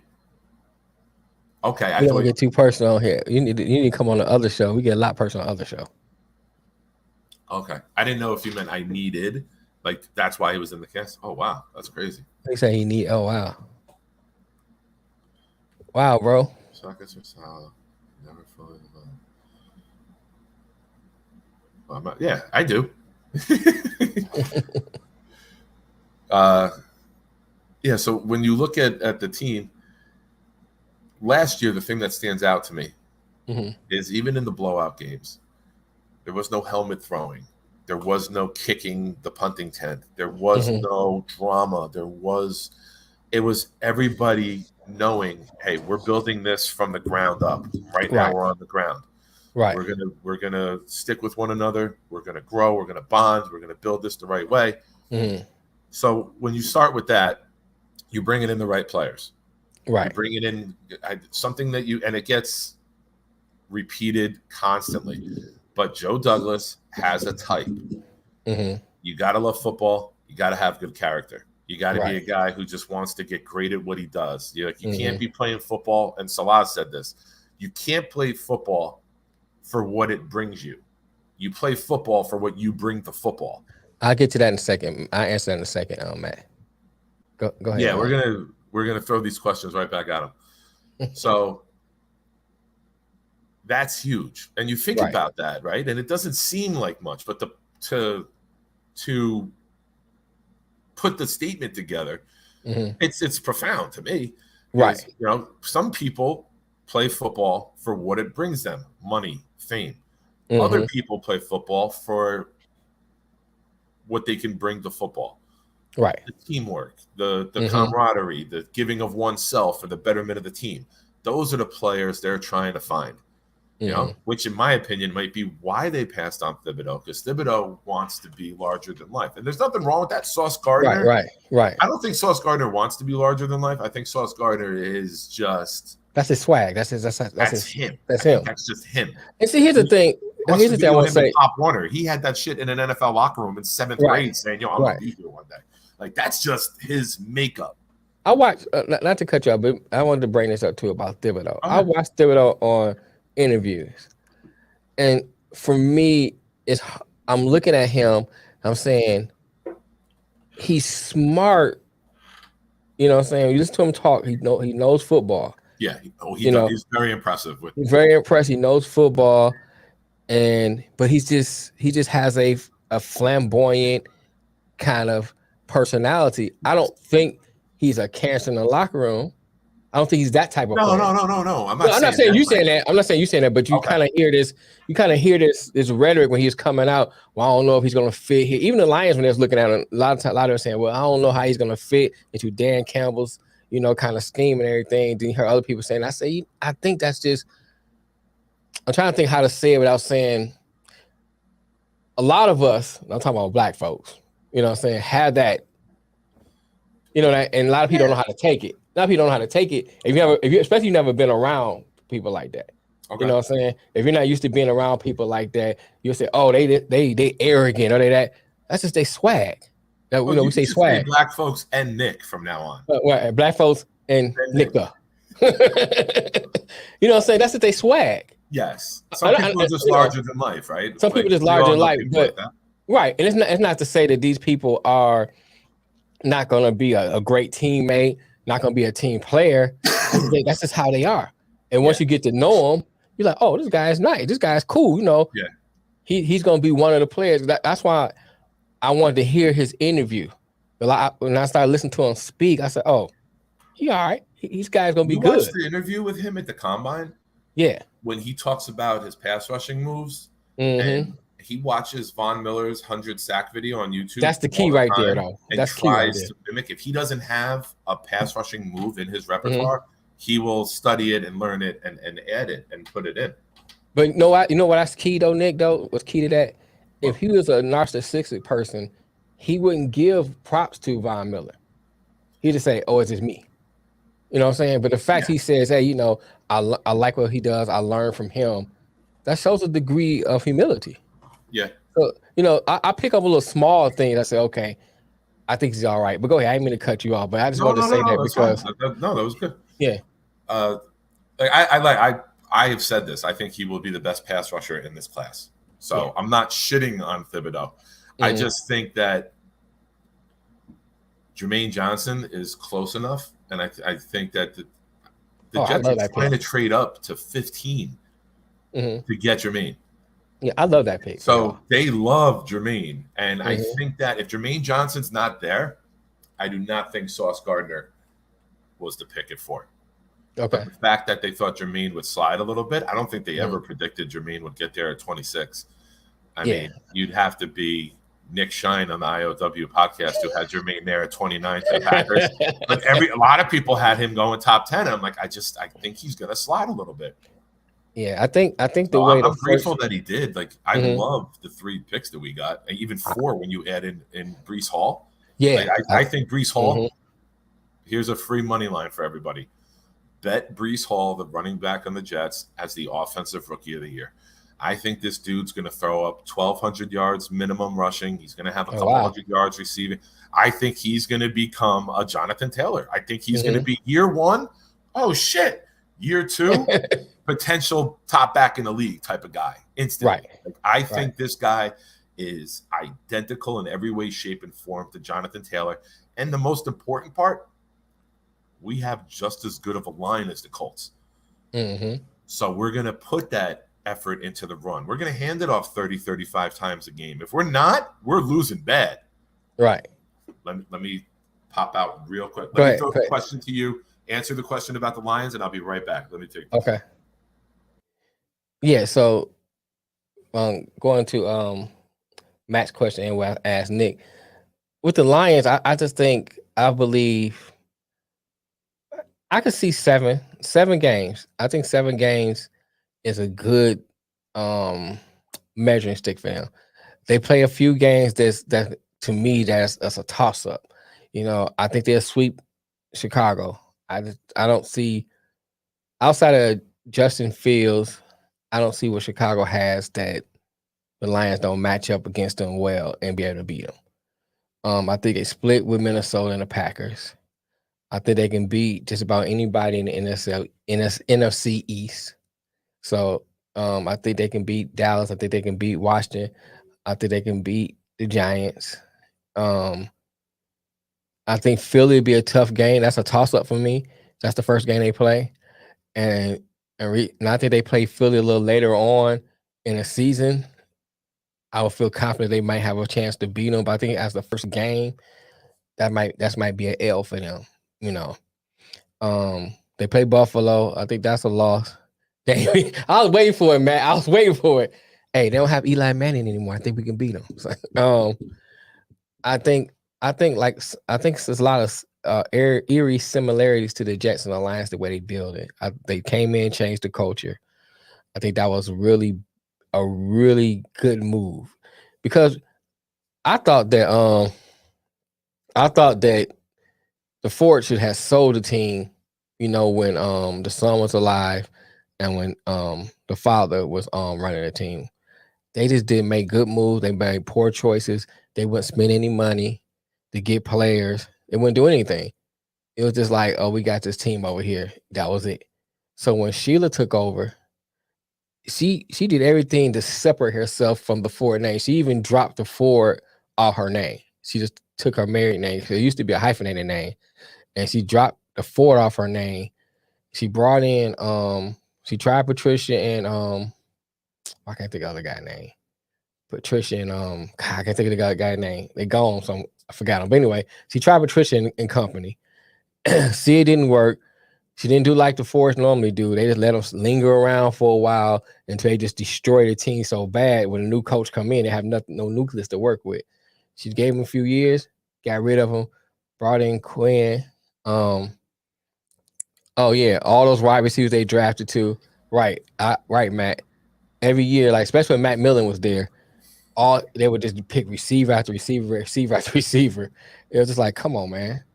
They would get players like Barry Sanders in there. Don't put none around in the help build. You get in Calvin Johnson, you got Matthew Stafford, and don't put nothing else around them, and then expect to win. Stafford played hurt a lot of times. So I think what I like about what's going I don't want to show it, but Matt, I have to say it. You know how the show is. Matt sent me pictures when he was a baby, and one of them is in the cast. But he scribbled out the hot dog because when you get the cast on your head, yeah. But he scribbled out the hot dog.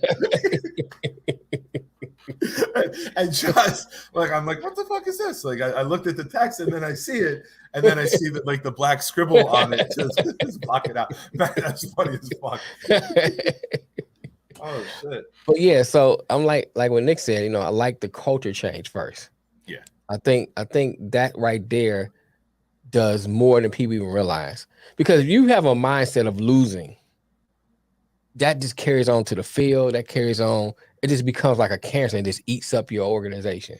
And then when you bring in the players who are doing it for the check, on top of that, right, you're going to have guys just going through the motion. You're not going to have guys with a long-term goal. You're not going to have guys who are buying into what you're doing. Right. You're not going to have your culture setters.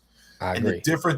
The difference between the Lions and the Jets, I said this, we're both on the same parallel. We have competent. That's it. Coaches. Competent. Right. We have legitimacy. What I said last year with Douglas and Salah, I don't know your GM's name, but I like what he's been doing. Brad Holmes. Brad Holmes. Okay. What up, Holmes? All right, now I'll remember it. No, please don't send that to him. Please, you might get him arrested. Yeah, I do not want. Thank you. I do not. How you explain that? Somebody asking me, it's literally sending child porn. But go ahead. What you saying? So that we had competency on the sideline in the front office for the first time since Bill Parcells. Right. We had it here and there, but we haven't had both in sync. And I think the same thing goes for you guys with the Lions right now. Right. I cannot tell you how much I love the trade up for Jameson Williams. Yes, I was getting in that, but go ahead. I wanted him at 10. I'm on record as saying this. I want Jameson Williams over every wide receiver in this draft. I don't give a shit if he tore his ACL in January. Right. I'm taking him for the next decade. I'm not taking him for September. Right. So if he's not ready till October or November, that's fine, because you are getting Odell Beckham missed the first 4 games and came out and lit the fucking league up when he came in. Right. Jameson Williams is going to be the same. And now you're hitting him with St. Brown. Man. You just stopped that. Right. You see what you said? Oh, you're pimping to the wrong guy, bro. I could be the pimp, but I cannot be the John. I'm strapped. Yeah, the parallels are very similar between. It is. It's eerily similar, man. Some investments into the line. Who knows, man? You may have something with Goff, with St. Brown, and Jameson Williams. You might have something there. Like everyone said, like it was just like a let Goff go to Detroit and run out the contract. Maybe you catch lightning in a bottle. Maybe Goff's a star for 10 years and playoff winner. Here's the thing, Nick. I still want them to draft a quarterback next year. For the simple fact 100%. is, once Goff goes down, you have nobody. Boyle and Boyle rules. Sorry, right. I gotta take the other guy's name. Both of them sorry. You know what I'm saying? Yeah, right. Like that's how bad it is. If you don't know the backups, like the Jets, we got Mike fucking White. Right. I take him. Flacco, who's won a Super Bowl. So I mean, I'll take Flacco over them too. Yeah. But so we have guys who both came out and threw, I think, for 400 yards last year in starts. So I liked it. So I think that's one of the things I would like to see next year. But looking at this year, I like the fact the picks they get. You know, I like Hutchinson. I like Pascal. I think that's a great pickup. You know, I like the guy at Jackson State, Houston, because now he's a developmental player. He's versatile. He can play the line. He can play linebacker. So can Pascal. He can drop back in coverage. Oh, no, Kentucky. Kentucky. Yeah, Josh Pascal. I'm talking about. I mean, I'm talking about two different players. The guy Houston is the one from Houston, Jackson State, and Pascal's from Kentucky. Yeah. Yes. So both of them can play. Both line. They can play on the line and linebacker. Not to mention, last year they drafted McNeil, and they drafted. Hold on 1 second. This year's this is my son. This is my son. Hold on, I'm gonna take this card. Right. They also drafted Kirby Joseph, a safety from Illinois, who I was big on. I wanted him in like round 3 for the Jets, so he went right where he should have went. They took a tight end, James Mitchell, from Virginia Tech. They took a linebacker, Malcolm Rodriguez, from Oklahoma State. They took an edge, James Houston, from Jackson State. He's the one that Mel was just talking about. They got Chase Lucas, a cornerback. But when you look at the Lions, I keep saying this. Anyone who's heard me talk about it has heard. Oh, why did that get so bright? Anyone who's heard me talk about the Jets and Lions on the show, that I think they're both teams that are coming up. I think they're both teams that'll be legitimate long term. And I think they're building it the right way. They're not. Neither one of our teams are trying to. I'm just saying, neither one of our teams are trying to win immediately. Right. That's the key. What I mean by that is, like, everyone wants to win. Jeopardize. The Jets did this in the earlier part of last decade when they had Rex, and Tannenbaum traded away all the draft picks to bring in Holmes, to bring in Edwards, to bring in Jason Taylor, to bring in all of these vets. But there's a price to pay. Yes. And the price was long-term success. Because now there were years we didn't have picks in rounds 3, 4, and 5 because we gave them away. We traded up for Sean Green. We traded up for Dustin Keller in the draft. We traded up for Revis. We traded up so many times that now you don't have what builds the core of your team. You need special teamers. You need guys who aren't starters but can contribute on special teams. And that's my thing with about this year, and I'm trying to. And I talked to other Lions fans too. They're like, we need to get like Debo. Let's take Debo for example. We need to go ahead and get Debo. I said, if you can't get him cheap, don't get him Yeah. because you're not I admit ready. I got caught up when we were both rumored to be into that with the Packers Right. too. I got caught up in the Debo hype. I will fully admit that. But my thing, and I say the same thing for you guys too. It's like when you building like this, if you give up too much for him, you're not ready. You're not. If he comes on your team, you're not going to the Super Bowl. You know what I'm saying? You may be a better team, but you're not going to the Super Bowl. So my thing is like you need to You'll have better build highlights, right? right. And I'm not saying Debo's not a great player. Debo to me Right. Debo He's is a the great player. best weapon in the NFL right now. Right. And I agree with that. And But so the rest of our team, both of our teams, are not well enough to right. even maybe make the playoffs. So that my thing is, build first, get the players in, get those players that you have ready, the right mindset, the experience, and then you can maybe by the third year bring in a vet. Cause now you ready to at least contend for something. And I think that's the best way to build. You got a culture, people buying in.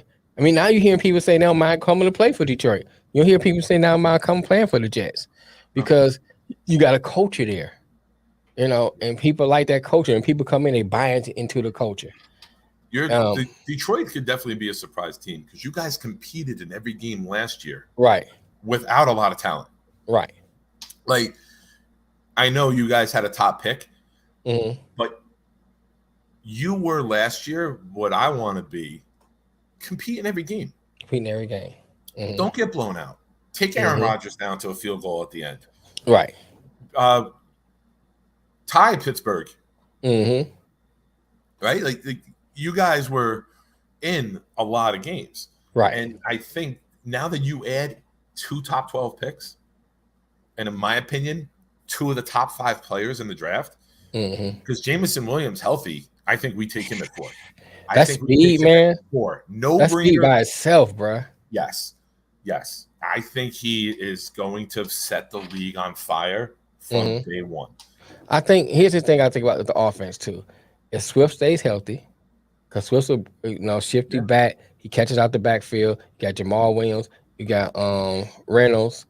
It's a great 1-2 punch, right? It's a complimentary 1-2 punch. That's what you need now. It's no more one back. The days of Emmitt Smith are over. So you got that coming. You got St. Brown, you got DJ Chark, Williamson we already mentioned. You got I forgot the other receiver. They got 4 or 5 Chark too. They got DJ Chark, yeah. So they got decent. You got nice receivers. That's a nice receiving core. You got TJ Hawkinson if he stay healthy. They got I was gonna say that could be the best receiving core in the division, but I forgot Jefferson and Thielen in Minnesota. Jefferson and Thielen, right? But it's still comparable. It's still comparable. If Jameson hits like everyone expects him to, you could have a Justin Jefferson yourself. Right. Like that's how good I think this kid's gonna be from day one. Right. And then you go on the other side of the ball, you still have Levi Onwuzurike. They say he need leaned up, gotten better. You still got Romeo Okwara. You still got McNeil. So you got to figure out how you're going to rotate these players in and out. Then only thing I think our weakest thing is our linebackers. I don't like our linebacker core. I like the Kirby Joseph pick. I like Walker.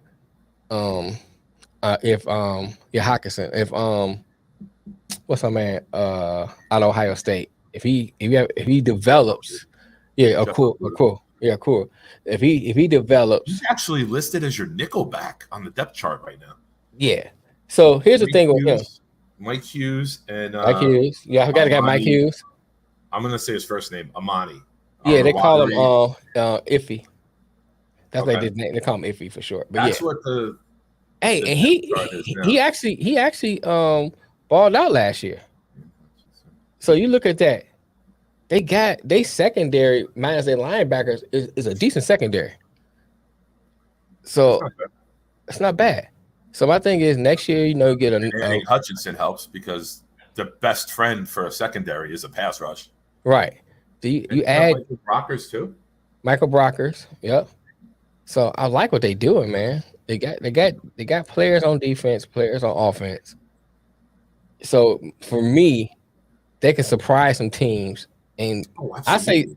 I say 6, 7 games, but if they won 9, I wouldn't be surprised because it's a few games and they might sneak past some people. People overlook us, the Lions, and look past them, and they beat them.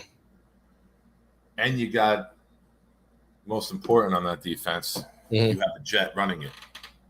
Yeah, Aaron Glenn, yeah. Aaron Glenn. one of the most underrated players ever. Mm-hmm. I even Very like the coaching underrated. staff, bro. They got Randall, Anton Randall. I can't say his name. The guy from Ben Pittsburgh, Johnson. Ben Johnson runs the Ben offense. Johnson. Runs the defense. I don't You know got Ben Johnson. I don't know uh Owen. he did pretty well. I Is he like. somewhere else? Here's the thing. I like when Campbell took over. I think the offense did better. But Oh, that's just Campbell was calling the offense last year? yeah. Well, I think the second half of the season when he took Really? over. When he took over, actually the offense started moving the ball. Um, Okay. I like who they had. I like their defensive coordinator. Well, Campbell was Um, a tight end, right? yeah, he's a tight end. Yeah, so he Then knows. who else they got? It's Oh, not well, like how it's many? New England Deuce where you Daniel. They got got Deuce. They got Deuce it's not Daniels like as it's running New back England where coach. you got a special teams guy and two defensive guys fighting to call plays on offense. I would They got not want that job. I would be like, yo, give it to him because you know you're set to get fired. You're right, not right. the NFL is not where you try shit. You do what you are great at. You don't be like, you know what, man, I've called defense my whole life, or like I told a kicker how to position his leg. Let me try calling these plays. It's not Pop Warner, man. But here's the thing, though. I will say this: even Sheila, the owner, has bought into Brad Holmes and Campbell, so that's a good sign. Barn it is And they've probably been dying for that because they haven't right, had that in so long. right. So Barn, they go like 1-6, 1-17. I mean, 1-16 this year. I think they got a good 4 or 5 years in there if they keep moving up to do something. Because he seemed to bought into what they're doing. So they're in a good position, bro. Like I said, good coaching staff, good culture, and everything. But we got 20 minutes left. We gotta talk about the finals. Oh, let's get some of these comments. Oh yeah, go ahead. Andrew Jones will be available next season. Don't Yeah, want and Matt, yeah, I'm Jim not Caldwell. shitting on your team, but Daniel Jones to me is a career backup. Like he's a Marcus Mariota. He's a guy he's a jag, just a guy. Like he's not a needle mover for an organization. He's just a guy, and he'll spot start. He's athletic enough where you can create a package of plays for him to go in and change it up a little bit. If you got an innovative, creative offensive mind. And but he's a backup. He's trash. But he's good. He's got starting experience, which is valuable in this league. Teams just are always looking inconsistent. for a backup. Yeah, I mean, his 'Cause, best chance to succeed is this season. Like I think with what they brought in, I love the Evan Neal pick. I love the Giants picks. Matt knows this. I had Neal and Thibodeau going to the Giants. I just had them reverse. Yeah, I like what they did, man. I think. Yeah, I I like think the coach. I like the GM. I just don't think that Daniel Jones is their guy long term. So they're going to build everything else this year, and then next year go balls to the wall, man, and try to. I agree. Try to get one of these young studs. I like what Philly did. He's a backup. There's nothing wrong with that. There's only 32 starting quarterbacks in the NFL, and every year we know 6 or 7 of those guys don't deserve it. Yeah. So I'm gonna say this. In that category. I'm gonna say this. In the next couple of years, though, Dallas won't be leading that division. It's gonna be between the Giants and Philly. Agreed, because Dallas is going to price themselves out of a lot of shit. I don't think they're. I'm on record. They'll win the division because the division isn't bad. But I picked Philly to win the division this year. Yeah, Philly. Philly got some. I love they did in the draft, man. Look what they did. I love what Philly did. Yeah, I love what they did, bro. I absolutely. I am a notorious Philadelphia hater about everything. Like when we played them one time at home, I was like, the greatest thing to ever come out of Philadelphia was Rocky, and that's me. I think I'm a notorious Philadelphia hater. Like I'm not hating on the Giants. I just love what I love what the Giants did with round 1. I think those are 2 great corner pieces. and cornerstones of your franchise. You get a left tackle and an edge rusher in the top 10 in the same draft. Those are two of the most important positions in football, and you got both of them in the same draft. So you got good building blocks. You're just not there yet. So year 3 or 4 of those guys, you could be looking at one of the best teams in the league if you add some other good pieces around it. I agree. Well, I think with Philly, the biggest thing with Philly is what Jalen Hurts going to do. That's their biggest thing. What Jalen Hurts going to do. If Jalen Hurts, say he bombs, right? Say he bombs. You got 2 first-round picks next year. Right. You can package up and go get Bryce Young or Stroud or the kid from Kentucky everyone's talking about. His name is in my mind right now. But there's 3 top 10. This is a good year to be bad. Right. Seattle. Good year to be bad for Seattle. Mm-hmm. You know, if the Giants compete but they lose a bunch of games, it's a good year to be early. Yeah. You know, it's a good year where you can take another future one, move up a couple picks, and get. There's not just one guy. You know, you're going to see a draft like we saw last year with Lawrence, Wilson, and Lance going 1, 2, 3.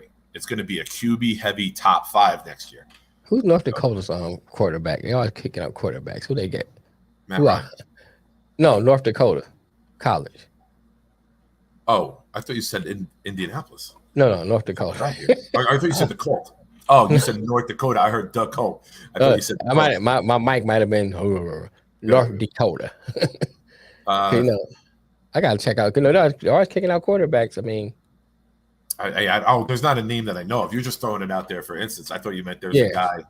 No, I don't know who it is. I'm just kind of curious. Because like the last couple of years, I mean, Carson Wentz ain't really pan out, but still, you know, he came out of there. Then Lance.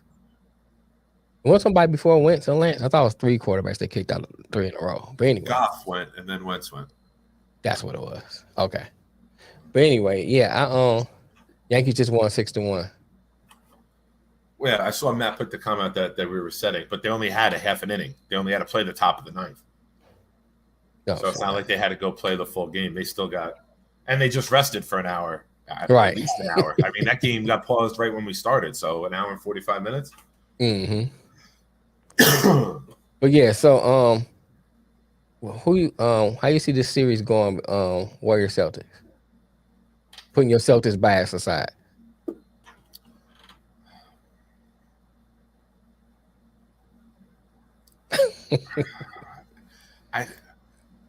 I'm intrigued by it. Okay. Because the perimeter defense of the Celtics and what they did to the Nets, I'm very curious to see how that translates against the Warriors. Okay.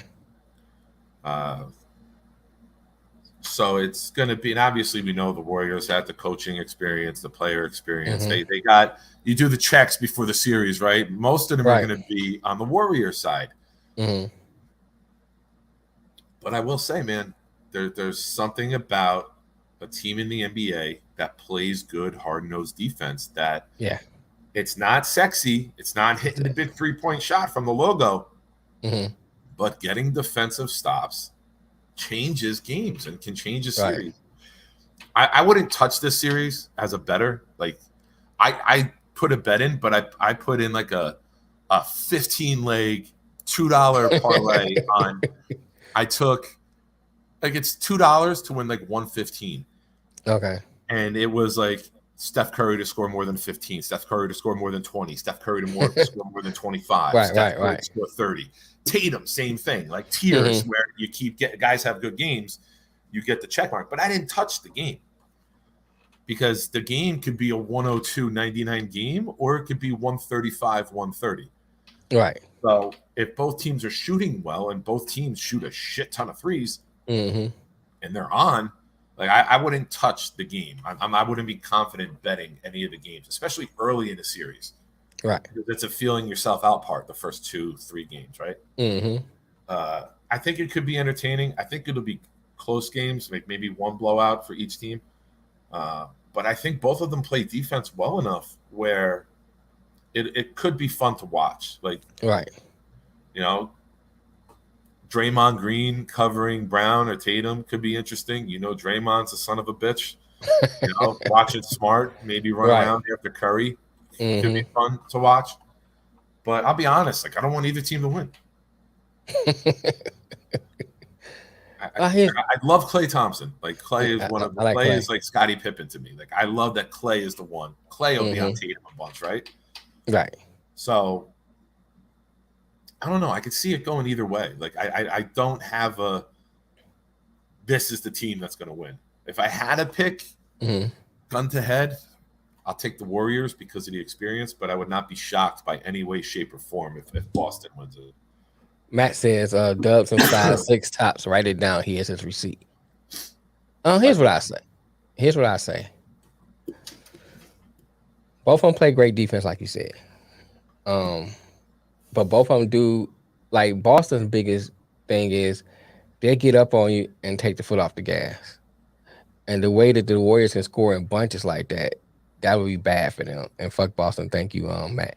Warriors can come back and double them up real quick if they do that. And before you know it, they dug too far of a hole. Now you look at the teams Boston played. They played great defense on Brooklyn, Milwaukee, Miami. None of them have players that's gonna run around like Steph does. So that's a different type of animal, different type of defense to be playing. When you squaring up 1-to-1, that's different. But when you chasing that person And then all they the way started around, doing this do-si-do shit underneath the basket. You see right, that? right, yeah. So when you have to play defense on that, man, That shit in gym class. In the that's hard to defend, and that's tiring. And if Boston goes with just one player on Steph like that throughout a whole series, they're gonna get wore down. On the other hand, the Warriors have a tendency to make a lot of turnovers, throwing the ball out, ball bouncing off the feet, making inerrant passes, stuff like that. And then Boston take advantage of that. The Warriors can see themselves down in a hole, 0-2 or something like that. But I think the biggest key to this game is the role players.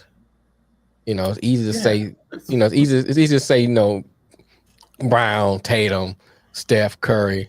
Steph and you're gonna get there. Yeah, Thompson. I said Steph Curry, but Stephen Thompson, and yeah, Draymond. But you look at Wiggins. That's a great point. Like John Paxson and Steve Kerr hit winning shots for the Bulls, right? Like Jordan's gonna do Jordan shit, right? Who's gonna be the deciding factor? Right.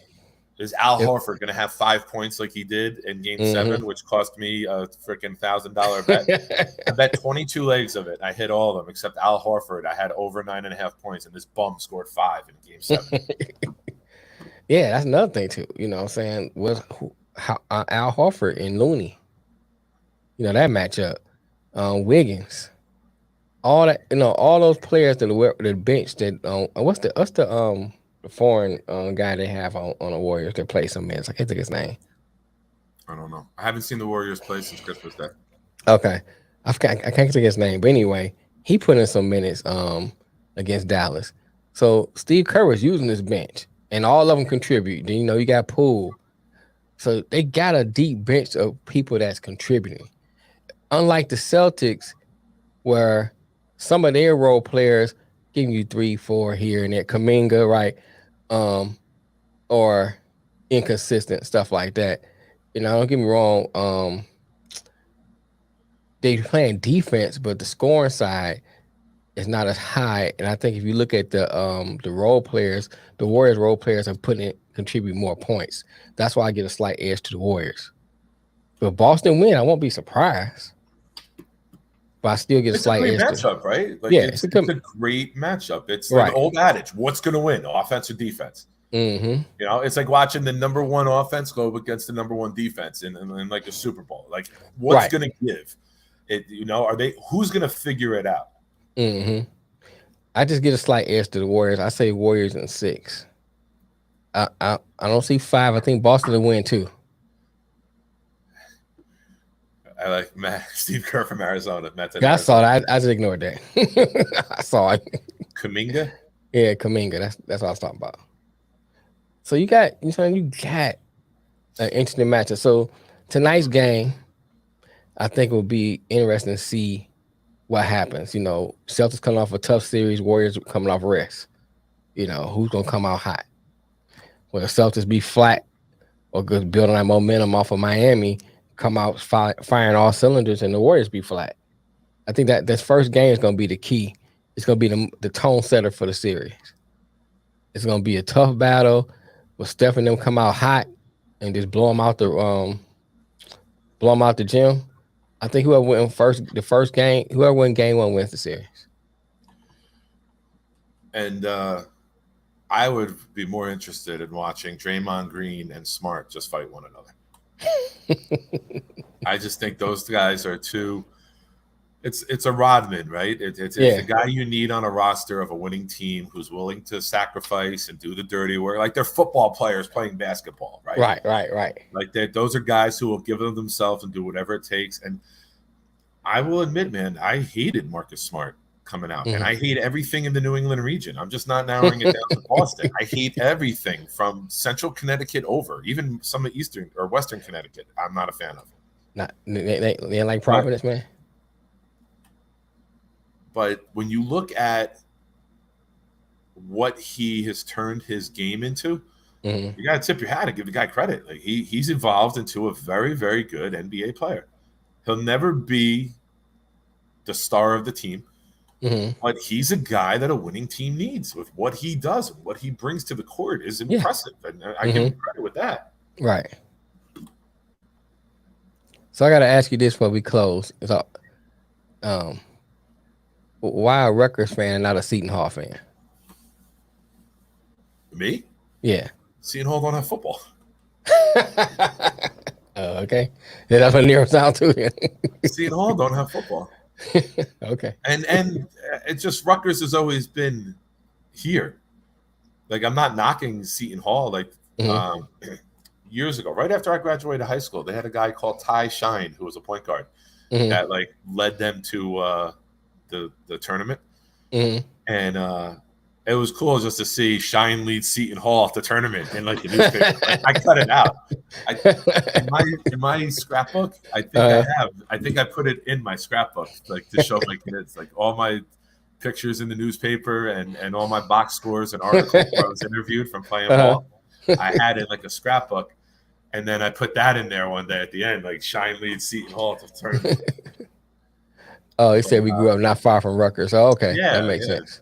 And I worked in Piscataway for 14 years and went past, through there every day.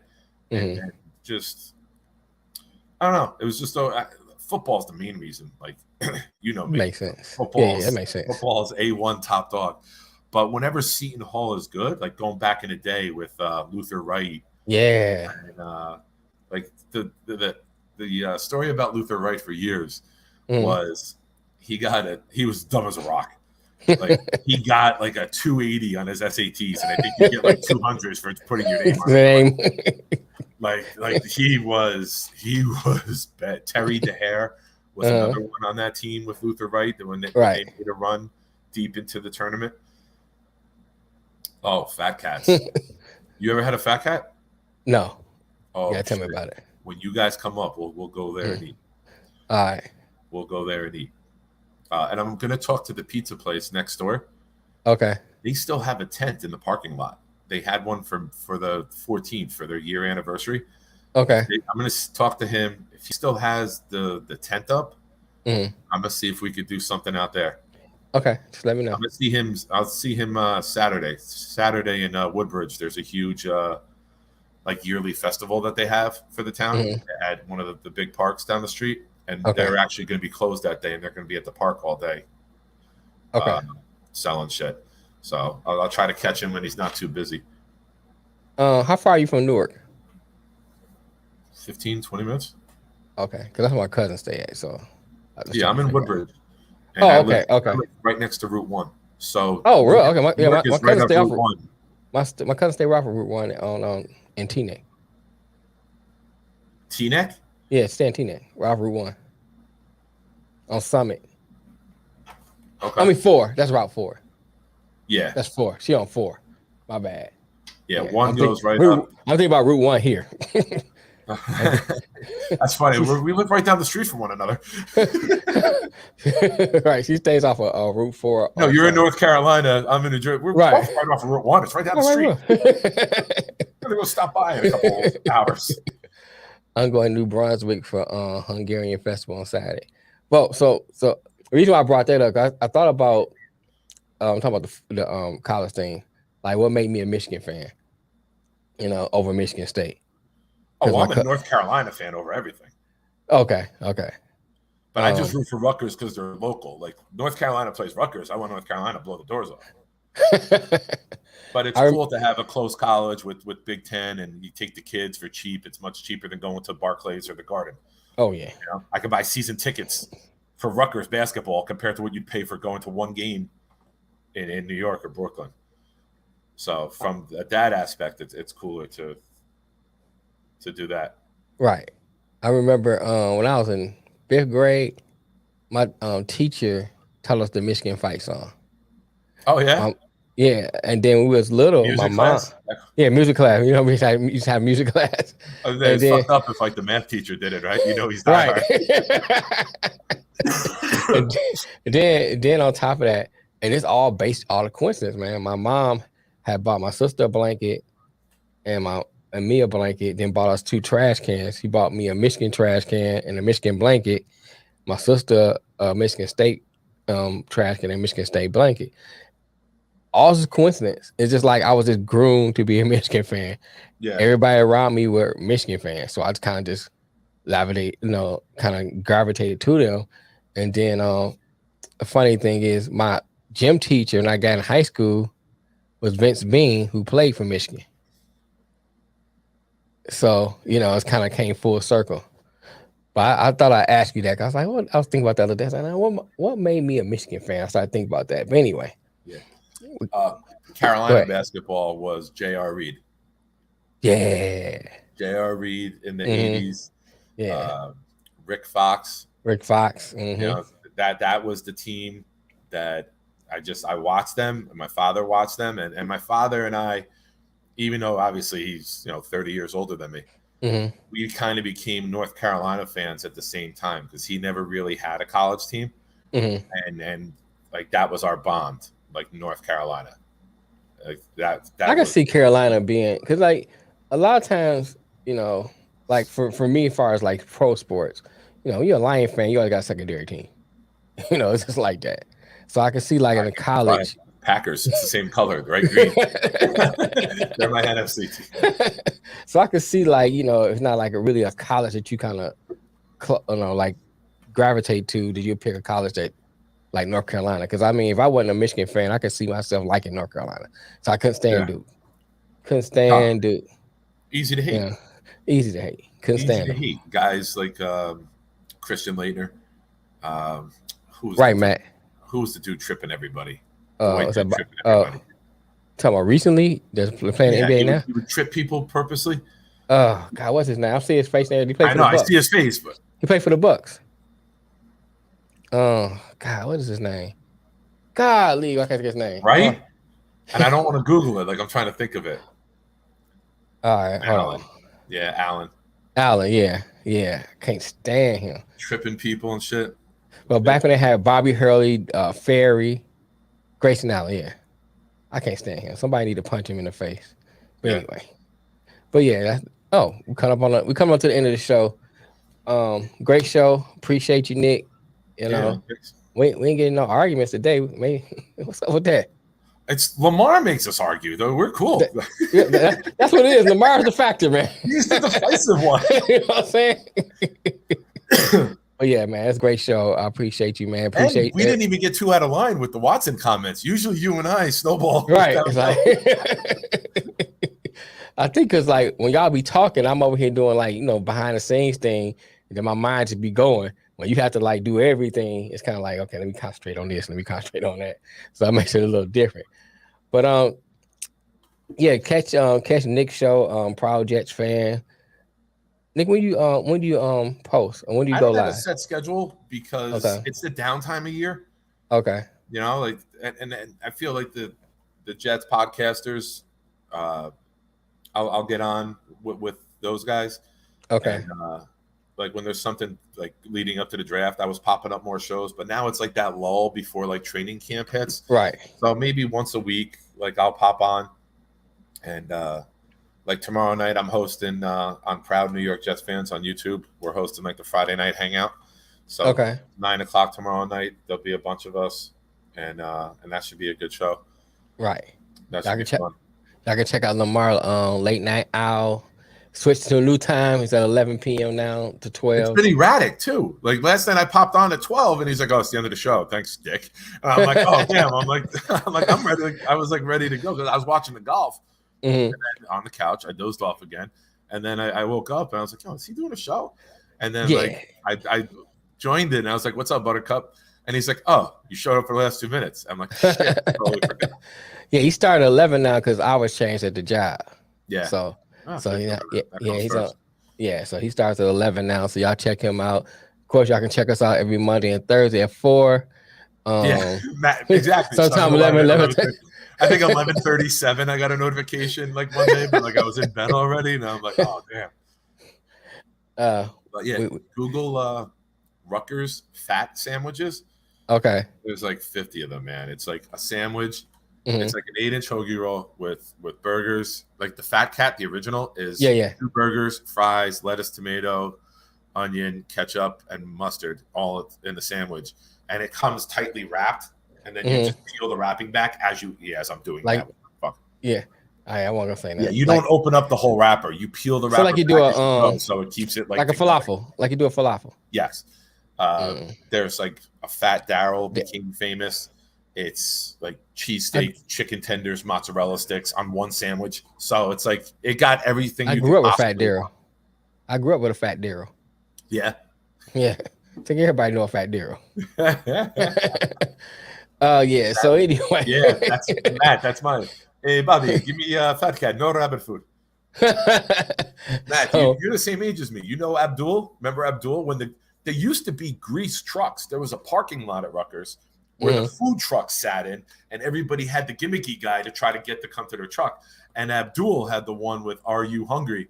And that was like there would be 75 people in line, and other trucks sitting there with like one person in line. Oh wow! But Abdul had it going on.